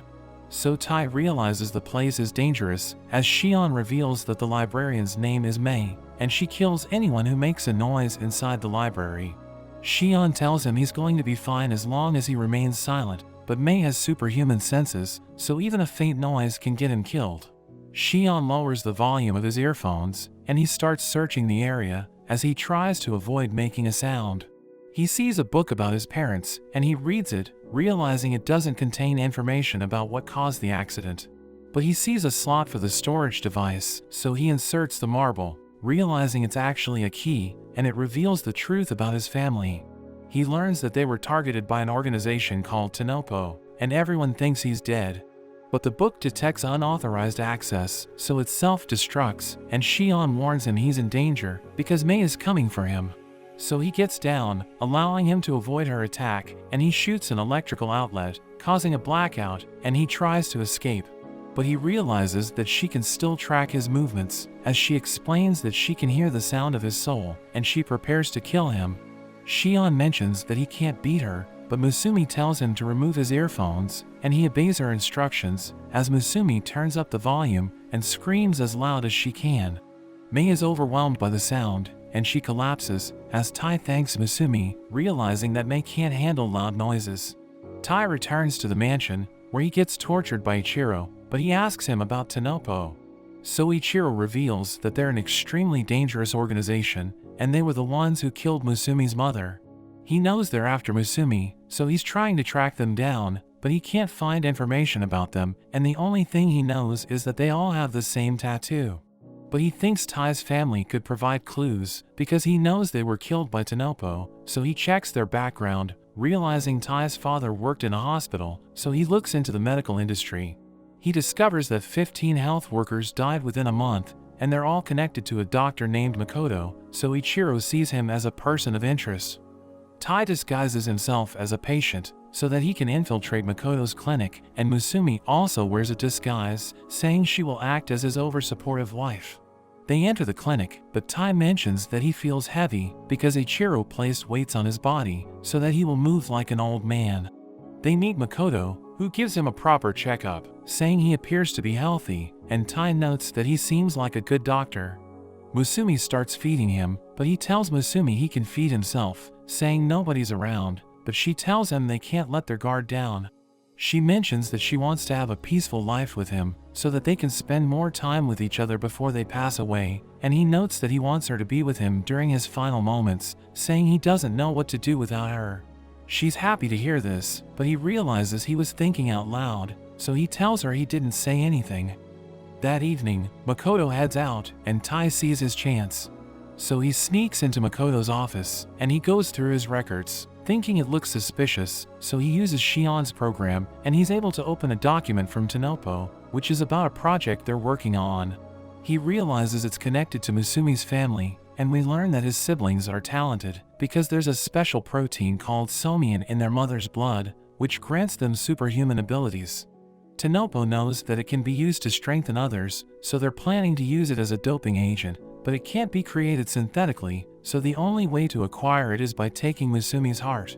But Makoto suddenly returns, and he attacks Tai, removing his mask. Makoto can't believe he's still alive, thinking he's supposed to be dead, and he asks Makoto if he killed his family. But he refuses to answer, saying nobody can stop them, as Tai sees the tattoo on his neck. He stabs Tai, but it hits Ichiro's weights, and Tai kicks him away, saying he will protect Musumi as he fires his gun, but he realizes Makoto is immune to his attack.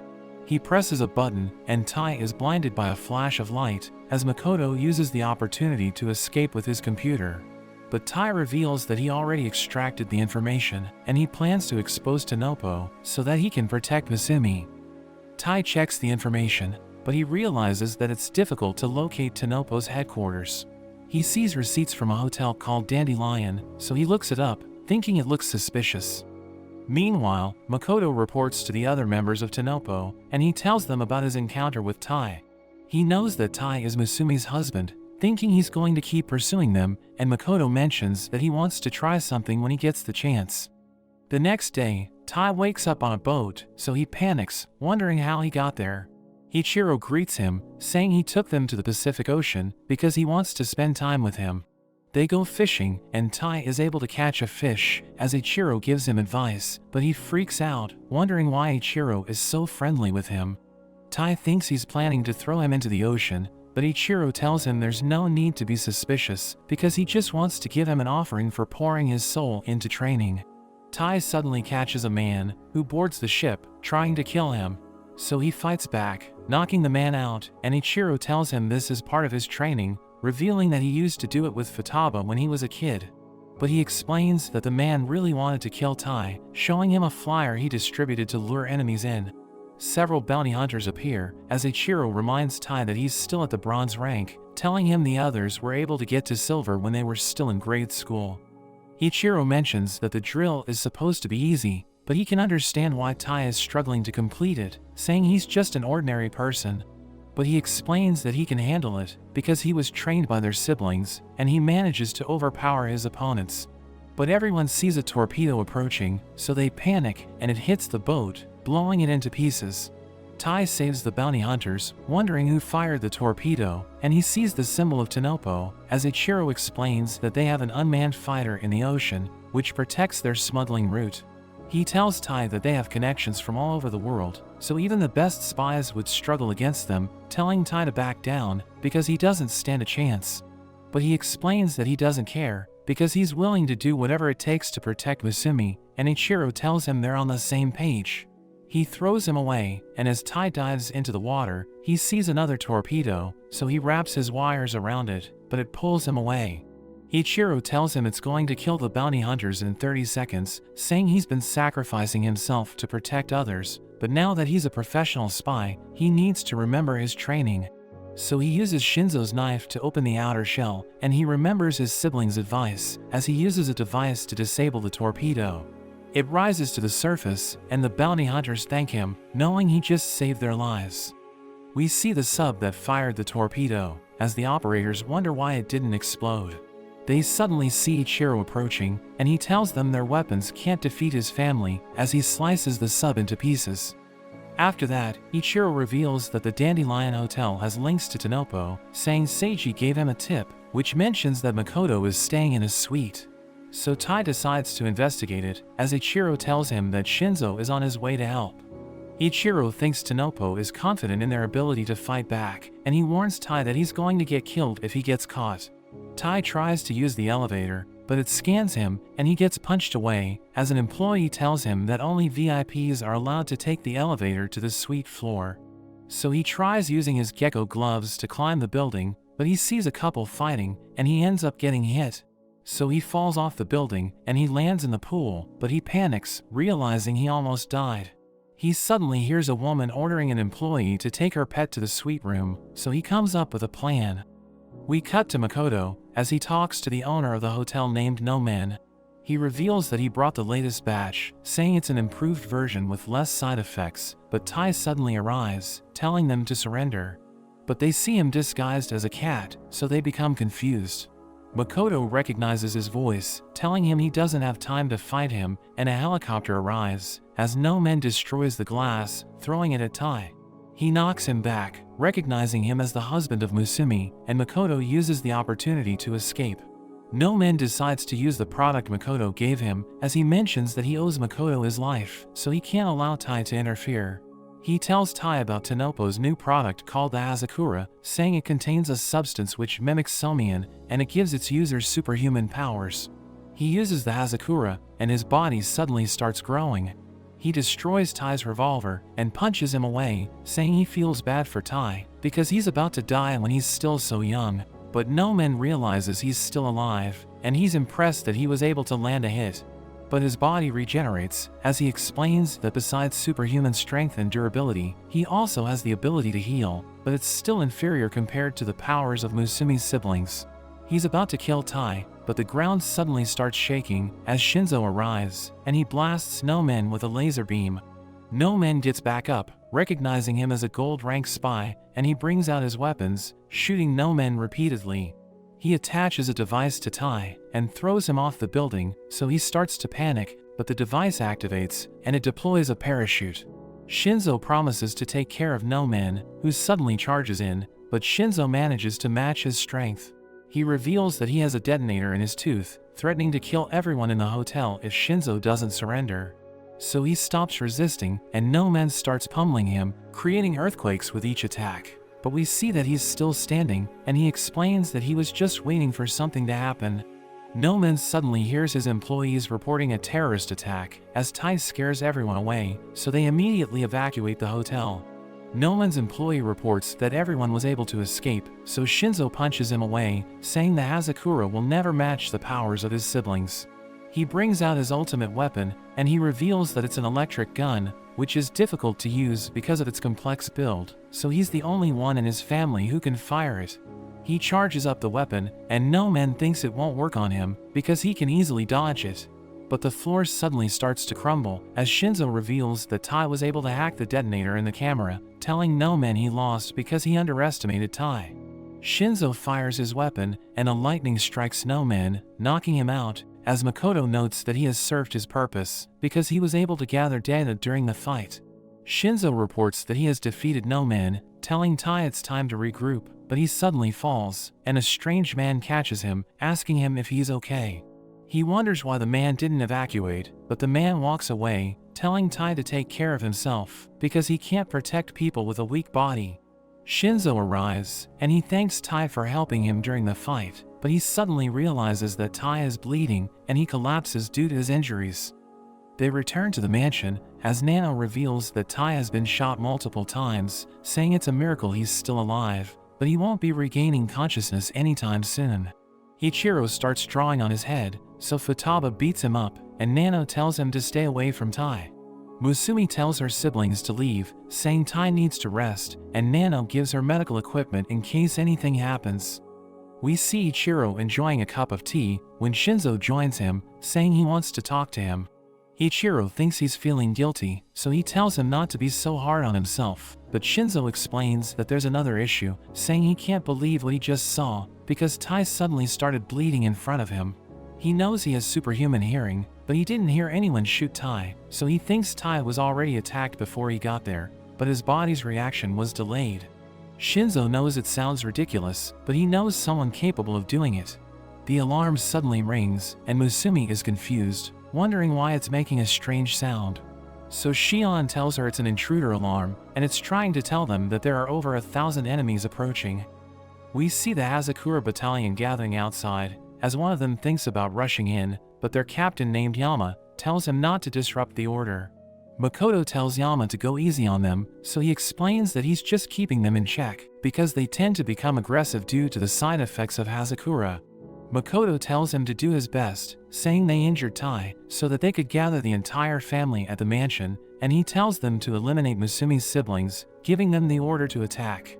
So they charge in, as Shion realizes that the mansion's security has been breached, and Futaba thinks the security codes have been leaked. But the invaders encounter Goliath, and he grows into an enormous beast, before going on a rampage. The siblings join him, and they use their powers to take the invaders down, but Futaba realizes they're incredibly durable, because they can withstand her attacks. Nano and Shion realize their attacks are working, but Futaba thinks they just need to keep moving forward. The invaders rush in, and they see Ichiro, thinking they can take him on, but his wires stop them, and he tells them they'll never reach the mansion. Goliath continues to attack them, and they think they don't stand a chance, but Yama tells them to press on. He reveals that normal people only have a 3% Hazakura compatibility rate, and Nomen's compatibility rate was at 10%, but he still couldn't defeat Shinzo. Yama unleashes his power, revealing that he's 6 times stronger than Nomen, and he attacks Goliath, sending him crashing against the mansion. Yama realizes that Ichiro removed his wires because he didn't want to hurt Goliath, but we see that Yama is already in the mansion, realizing the family's greatest weakness is their love for each other. Ichiro threatens to kill him, but he suddenly hears a noise in his speaker as the strange man activates hibernation, which surrounds the mansion with walls. Yama is able to escape from Ichiro, and Futaba appears, saying she recognizes the man's voice. Ichiro knows that hibernation can only be disabled with the head's ring, so he tells her to deal with the Hazakura battalion, saying he's going to take the ring from the previous head. Meanwhile, Musumi realizes the mansion lost power, and she knows something's wrong, so she tries to contact her siblings, but her phone has no signal. She realizes that Tai's condition is deteriorating, so she's afraid he's going to die, and she knows she needs to do something fast. She searches around the room, and she finds a syringe, preparing to use it to extract her blood. She recalls how her mother told her that the blood of the head has a special power, but she should only use it to help the people she cares about. She manages to extract her blood, and she gives it to Tai, hoping her plan works, because his life is on the line. Yama enters the room, and he's about to take her away, but Tai suddenly stops him, telling him not to touch her. Tai shoots him, but it doesn't work, and he charges in, but Tai kicks him away. He notes that he feels strange, because his body feels light, and Yama's movements are incredibly slow, so he knows he can take him on. He manages to land a hit, which pushes Yama back, but he suddenly starts struggling, as Yama tells him that the Somian is activating the cells in his body, but it's destroying his brain, and Yama reveals that Hazakura kills the people who can't tolerate it. But Musumi hugs him, telling him to calm down and stay focused. He tells her to escape, but she doesn't want to leave him behind, saying she will take her life if he ends up dying, so that Tanopo won't be able to use her blood. She tells him to focus on her voice and gives him advice on how to control his powers. But Yama throws her away, and he prepares to smash Tai, but he manages to stop it, and he strikes back, blowing a hole into Yama's body. He wonders why he can't regenerate, and he calls Tai a monster as he falls to the ground. We return to Ichiro as he heads to the woods, where he meets the strange man, calling him his father. Ichiro asks him to return the ring, but he's glad to see that his children are doing well, and he mentions that Tai has awakened a new power. But Ichiro asks him why he's working with Tanopo to make Tai stronger, knowing Musumi would never use her blood on Tai. So Ichiro thinks his father injured Tai, and planned everything in the attack, so that she would be forced to give Tai her blood. Ichiro asks him why he did it, but he explains that he just wants a strong husband for his daughter, and he mentions that he has achieved his goal, so he decides it's time to leave. But Ichiro tells him he hasn't changed, telling him to stay away from Tai and Musumi, as he unleashes a powerful attack, which cuts down everything in its path. Musumi is happy that Tai made it, but she becomes worried, thinking her blood could kill him, so he hugs her, thanking her for saving his life.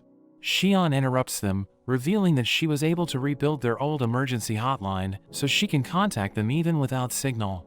She tells them to stand by, as Futaba blows away the Hazakura battalion, telling her siblings to clean the yard. Shion tells Kendo to lure the enemies to a trap, so that they can all be captured at once, and he disguises himself as Musumi. He starts running away, as the enemies chase after him, and he leads them to Nano. They surround him, thinking it's all over for him, but Nano smashes the ground, as he jumps away with Kendo, and the Hazakura battalion falls into a pit, as Shinzo traps them in a giant ball. They try to break out, but they realize that they can't destroy it, and Futaba spins them around, and then blows them away. We see that Ichiro's attack didn't work, because his father was able to catch all the wires, reminding him that he was the one who taught him how to fight.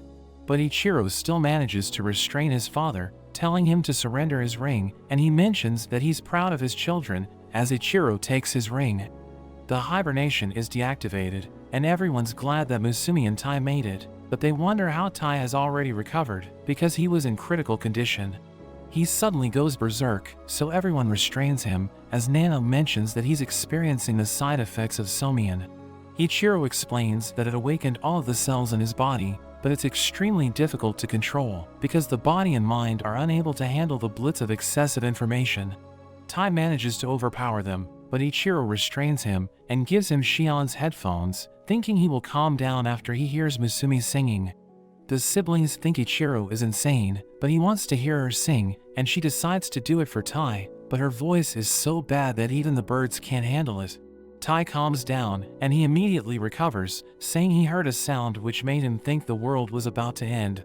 Futaba asks Ichiro why he helped Tai, knowing he likes to make him suffer, but he explains that he just did it on a whim. The next day, Tai wakes up, realizing his body still hurts, and he remembers his fight with Yama. He heads to the restroom, and he checks his eye, realizing it still looks different. Nano approaches Musumi, giving her a recipe she can use to help Tai recover, but he wonders if she's going to be okay, telling her it looks dangerous. Tai joins them, saying he was able to get enough sleep, but he still feels pain, so Nano tells him to rest longer, but he explains that he needs to go to school. Musumi tells Nano to join him, but he thinks Nano is going to stand out because of his body, so she explains that he can change his appearance, and he uses a drug, which returns him to his original form. Tai walks to school with Nano, who explains that his powers are difficult to control, so he prefers to use his mutated body while he's at home, because it allows him to live a more stable life. He reveals that he only uses his drug whenever he needs to go to school, so he can look like a normal kid. But his body suddenly starts to transform, as Tai wonders if he's going to be okay. Later that day, we see Tai hanging out with his friends, when he receives a call from Nano, who tells him to go to the biology lab. So he heads to the lab, where he sees Nano mutating, and he asks Tai to inject him with medicine. So he does as he says, and Nano's body becomes stable, but a girl named Sato suddenly arrives, asking him if he's sick. She uses her head to check his temperature, realizing he has no fever, but he becomes flustered, and he heats up, as she tells him he has a cold, so he needs to go to the infirmary. After she leaves, he tells Tai that she's the president of the biology club, but she doesn't like humans, so he tells Tai to leave her alone. He wonders if Nano is going to be okay, and he starts eating pills, but his body becomes unstable again, so he recites a strange line, as Tai asks him what it means. So he explains that it's the base sequence of his DNA, saying it's the same with all living creatures, so reciting it makes him feel like a normal person. But he thinks he has reached the end of the line, so he thinks about injecting himself with a permanent vaccine, so that his body will never become unstable again. But he mentions that he won't be able to use his current form again, so he can't return to school. Tai knows that he has friends, and he doesn't want him to abandon them, so he stops him, saying he will help him preserve a normal life. We see Nano in his class, but his body suddenly transforms, so Tai uses a dart to save him, and he thanks Tai for his help. Sato returns to the biology lab, preparing to feed the animals, but her snake suddenly eats a drug dropped by Nano, which causes it to transform. Meanwhile, we see Futaba with Rin, as they discuss the recent attack, and Rin wonders when Tanopa will give up on hunting Musumi. She offers to help Futaba, and Shinzo arrives with food prepared by Musumi. We return to Nano, who thanks Tai for looking after him, but he sees animals from the lab, and he hears a girl screaming. So they rush to her, and they realize that all of the animals have escaped from the lab. Nano sees Sato, and he checks her pulse, realizing she's still alive. But he sees a scale, thinking it looks abnormal, and he realizes that her snake ate his drug, so he blames himself for what's happening. She regains consciousness, saying she needs to save her snake, and she runs away, as Tai tells him to go after her. We see Nano and Sato searching around the campus, as Nano notes that the environment is conducive to cell stimulation. The snake suddenly attacks them, so he saves Sato, and he notes that it appears to be confused. So he runs away with her, as it chases after them, but she loses her footing, and he realizes that it's all his fault. So he approaches the snake, and he allows it to bite him, as he transforms his arm, revealing that his mutated cells can neutralize the drug.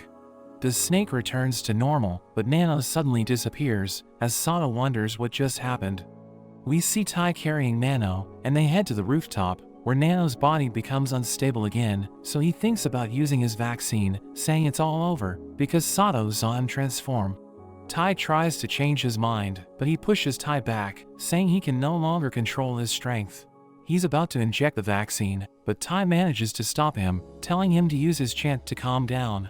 So he starts reciting it, and he's able to control the mutation, as Tai assures him that he will always be there for him. Sato appears, and she reveals that she's been listening the entire time. She can't believe Nano is capable of metamorphosis, and they realize that she came up with her own unique interpretation. She realizes that Tai is close to Nano, so he becomes nervous, because people aren't supposed to find out that they're siblings. But she thinks he just wants to join the biology club, and she welcomes him, telling him it's time to fill out his application. Before she leaves, she tells Nano to stay in the club, because she needs his help, and he's glad she wants him by her side. Tai and Nano return to the mansion, but they realize that everyone has been knocked out. They're surprised to see Rin, and Musumi appears, so Tai asks her what happened. She explains that she tried Nano's recipe, thinking it would help Tai recover, but when the others tasted it, they ended up blacking out. She thinks it's just a side effect, and they're going to wake up fully recovered, but they wonder why Rin is still okay, and Musumi thinks it's because she never gets tired. She tells Tai and Nano to try it, but they already know what's going to happen, so Nano decides to create an antidote immediately.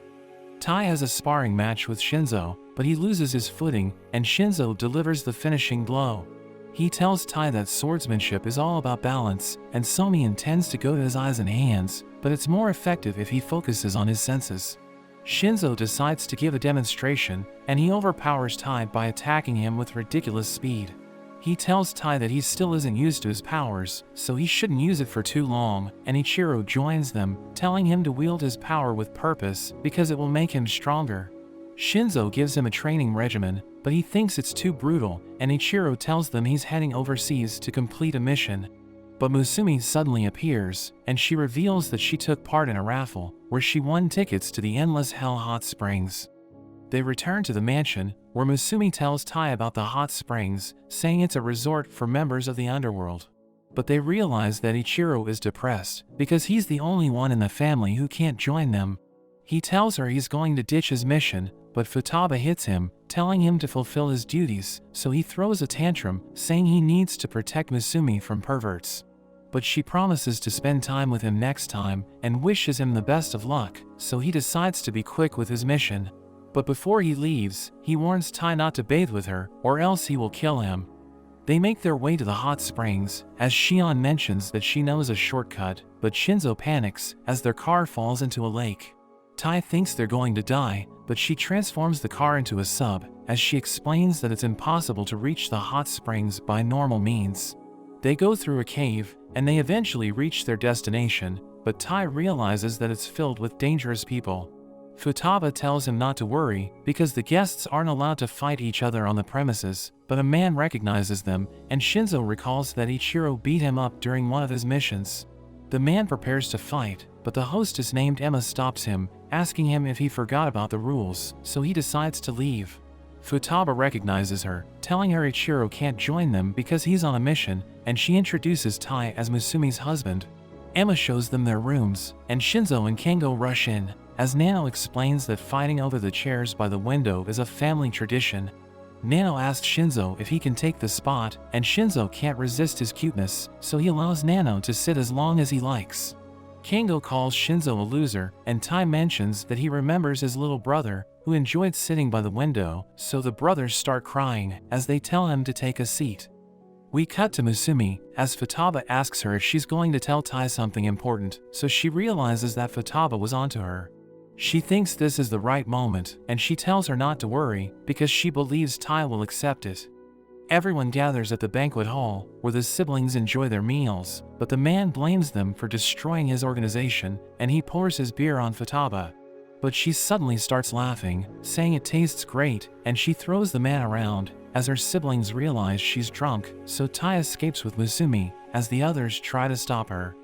Tai takes Musumi to her room, as she tells him they have a private bath, and she invites him to join her.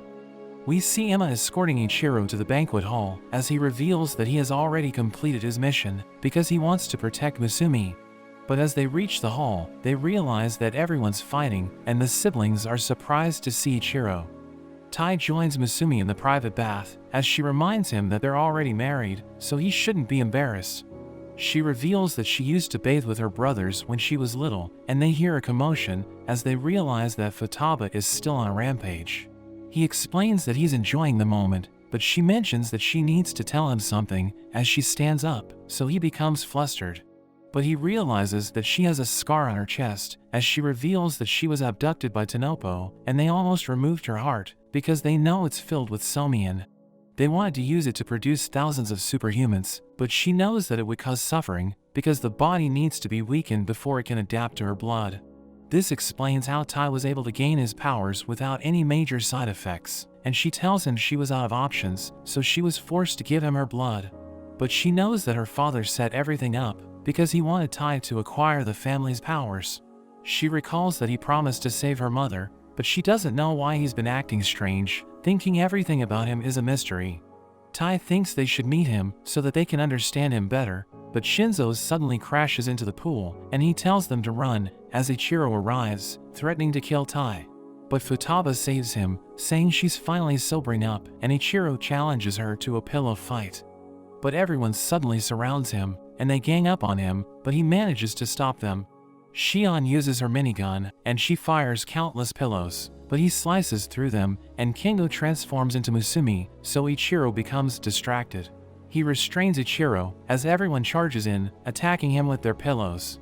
The next day, we see that they were able to defeat Ichiro, so they celebrate, thinking their victory will go down in history. We see Oga and Sui as they infiltrate a Tanopo facility, and they enter the storage area, realizing it was used to store Hazakura, but it's already empty. Oga sees a bomb, and it detonates, destroying the facility, as Makoto watches from a distance, saying he's glad that everyone's doing well. Oga and Sui are able to escape, and they realize that Tanopo is one step ahead of them, thinking the information they gathered was outdated. Meanwhile, Ayaka tells Musumi that the Hinagiku have been helping them investigate, but they still can't find clues about Tanopo. She mentions that Tanopo appears to be transporting something on a regular basis, thinking it's Hazakura. She explains that they can't pinpoint the destination, but they were able to figure out the routes, and the siblings have started their investigation. We cut to a train, where we see Musumi's father drinking with Makoto. He takes a box of steamed dumplings, and he opens it, as everyone mentions that it smells weird. Tai is working as a porter, and he struggles to perform his duties, realizing that he can't open the train's windows.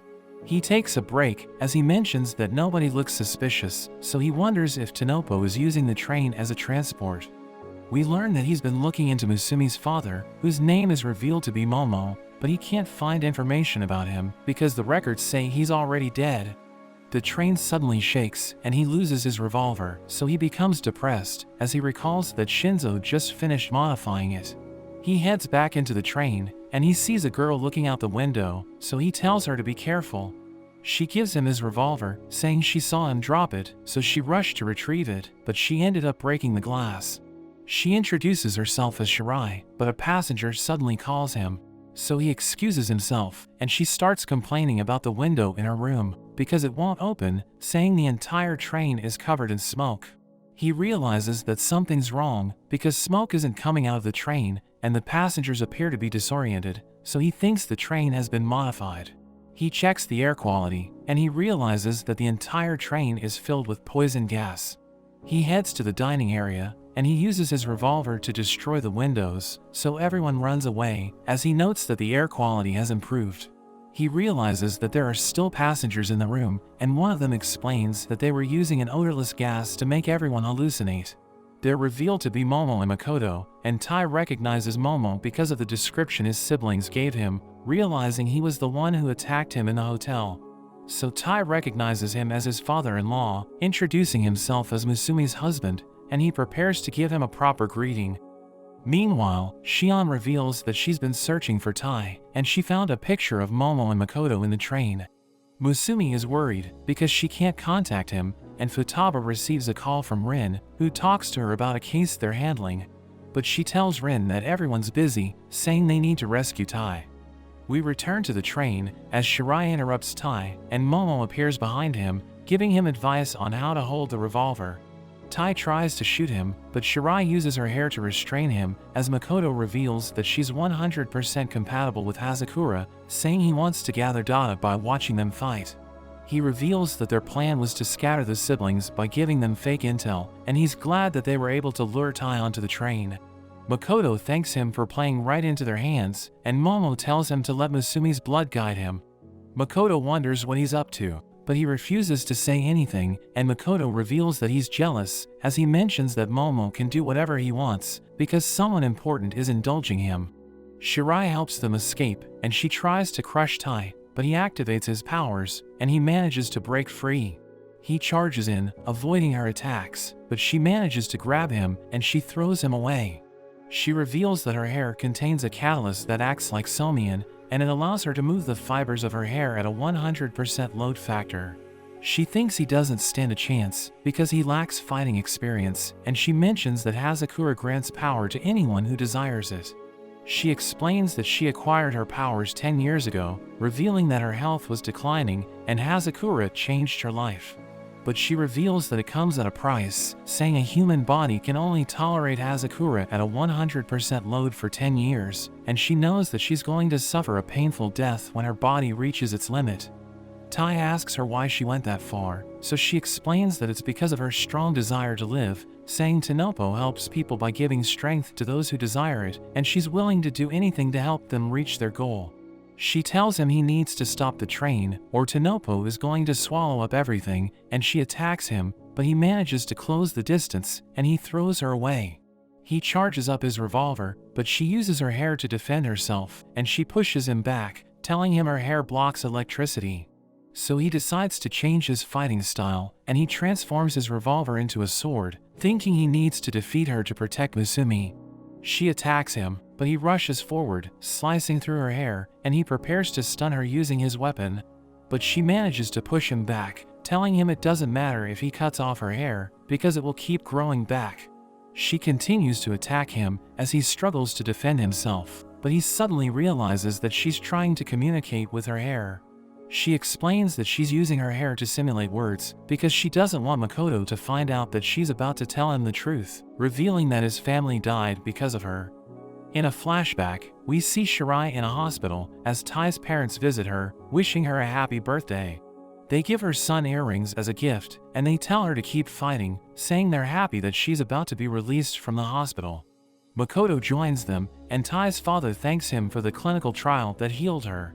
Tai's parents leave, and Makoto realizes that they gave her a gift, so he thinks they must really like her, thinking she's like family to them. After some time, we see Shirai being released from the hospital, as Tai's parents tell her to enjoy her life, and she's glad to have them by her side.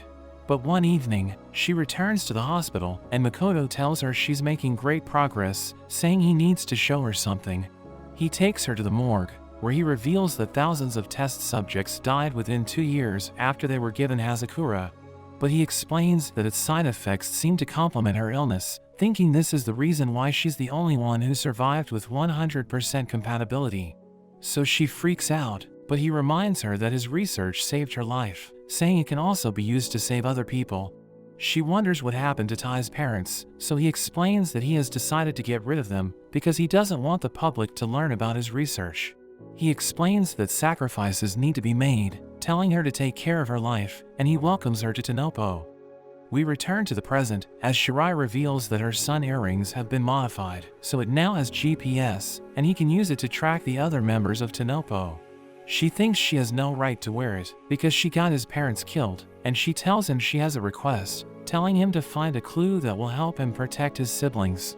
She launches him to the air, and he recalls the moment when his mother saved a girl from drowning. The girl's father thanks her, and he apologizes for ruining her precious family time, but she explains that she's a nurse, so saving lives is normal for her. Tai loved everyone in his family, so he was depressed when he lost them, thinking they died because he was too weak to protect them. Back in the present, Shirai tells him she needs to retreat, but he suddenly attacks her, as Makoto realizes that his stats are increasing.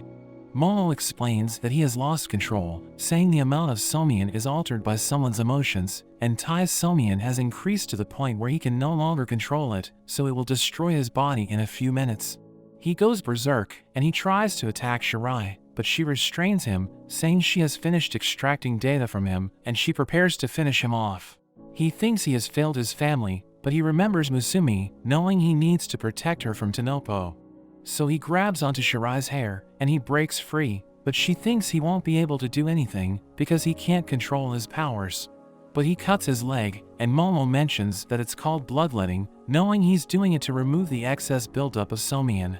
He wants to protect his new family, so he charges up his sword, as he prepares to use his ultimate technique. He rushes forward, and Shirai tries to stop him with everything she has, but he manages to overpower her with his ultimate move.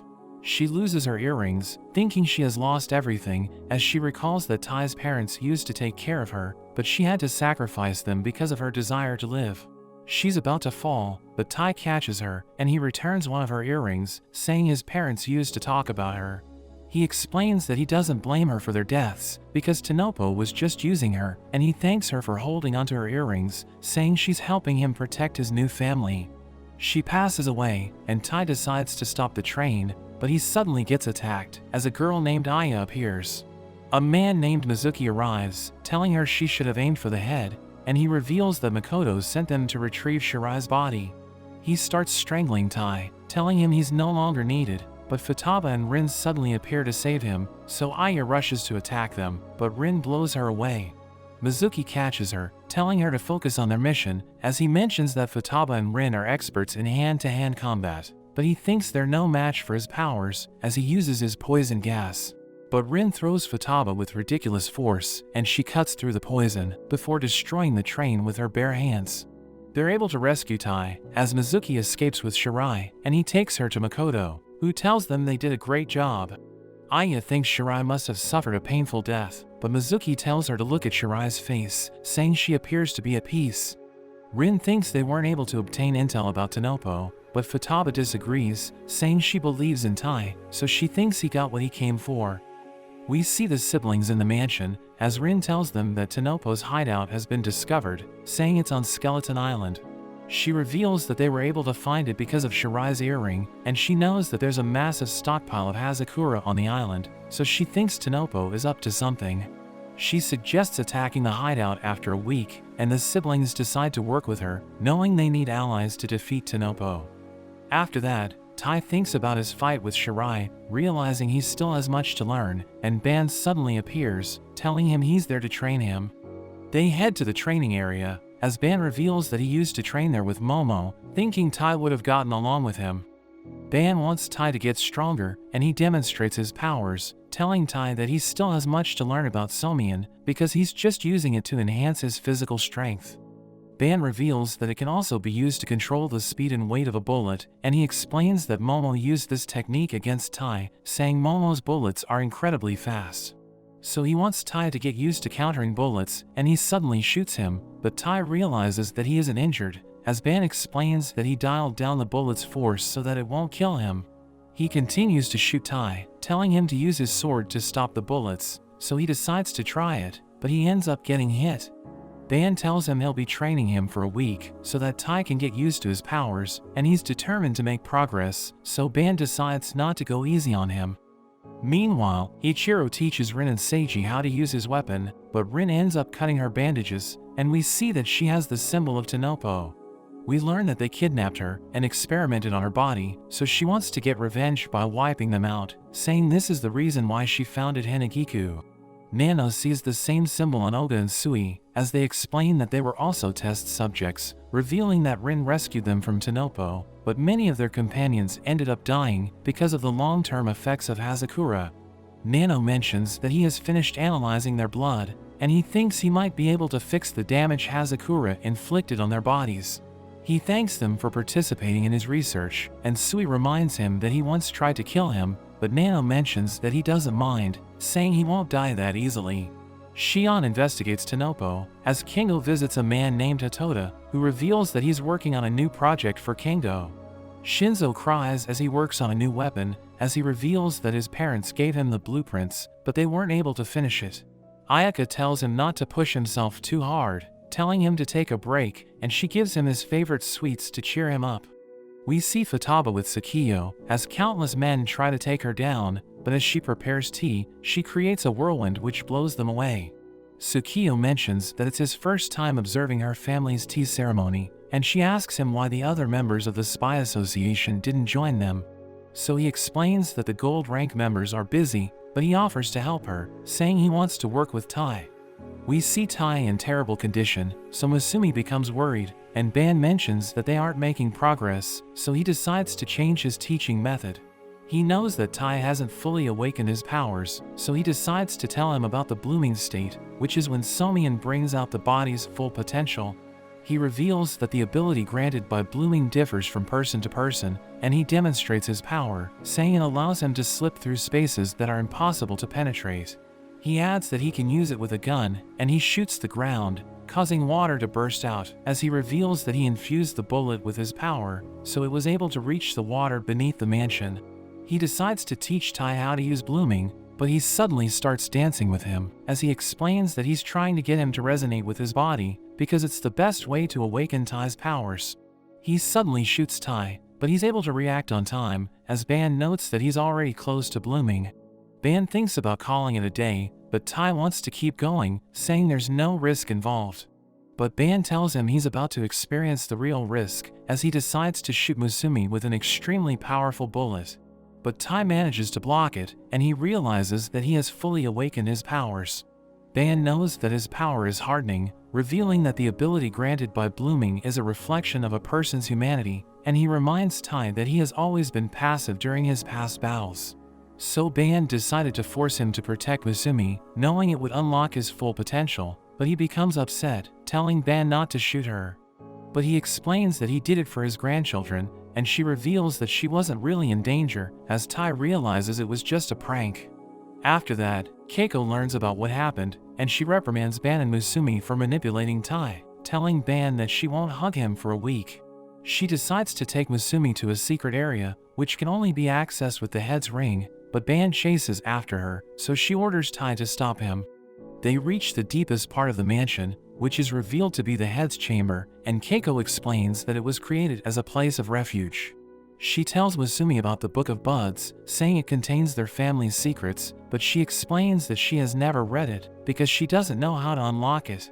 She adds that they can't open it by force because it was designed to destroy the mansion to protect their family's secrets. She mentions that there will be chaos if the world learns about it, and she asks Musumi if she's willing to sacrifice everything to protect it. So she explains that she's prepared to do anything for the family, and Tai appears with Ban, saying he's finally able to catch him. He hugs Musumi as he reveals that he heard everything, and he tells her he will try to get stronger so that she won't need to make any sacrifices. A week later, we see everyone gathering for a party, and Tai watches a cherry blossom tree as he realizes that his powers are reacting to it.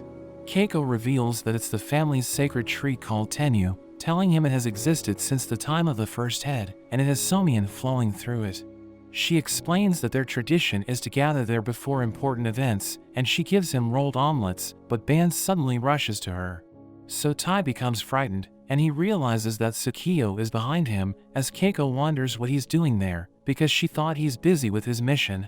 But he explains that he finished early because he wanted to meet Tai, and he hugs him, saying he also made omelets for him. But Ayaka suddenly arrives, telling him not to eat it because it might be poisoned, and she reveals she also made some for him. She starts to argue with Tsukiyo, saying her food tastes better, but Sui tells them to stop, showing them his omelet, and everyone asks Tai which one he wants to eat. But he takes all of them, and he shoves them into his mouth, saying they all taste delicious. Meanwhile, we see Makoto with the other members of Tanopo, and he mentions that they should celebrate because they're about to launch the seed sowing project tomorrow. One of them, named Inuma, mentions that his chicken is still raw, so a girl named Akai uses her powers to cook it.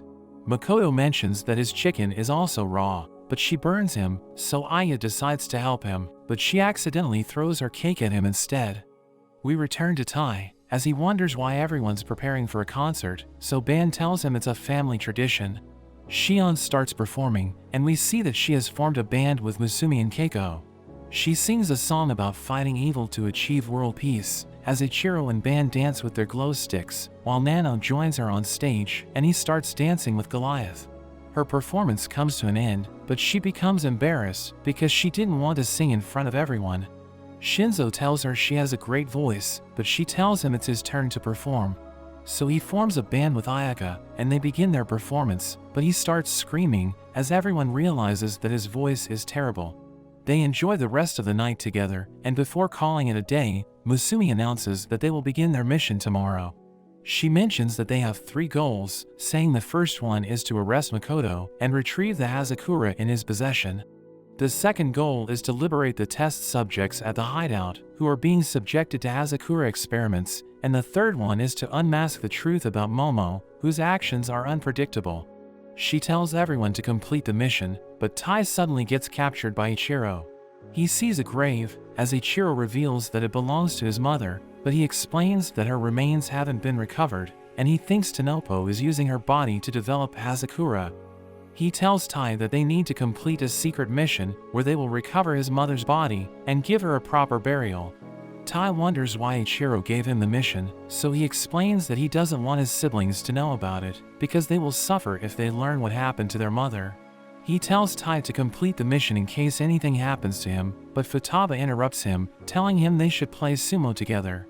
Musumi approaches Tai, saying she won't ask him what Ichiro told him, but she tells him she will always be rooting for him.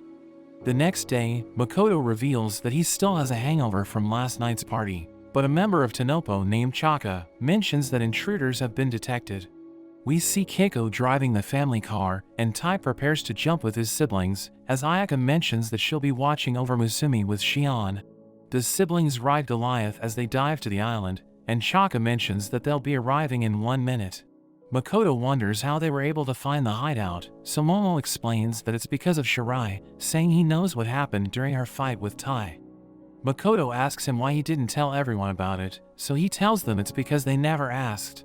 Shion reveals that her siblings have entered the hideout's wireless range, so she can now access Tanopo's inside information.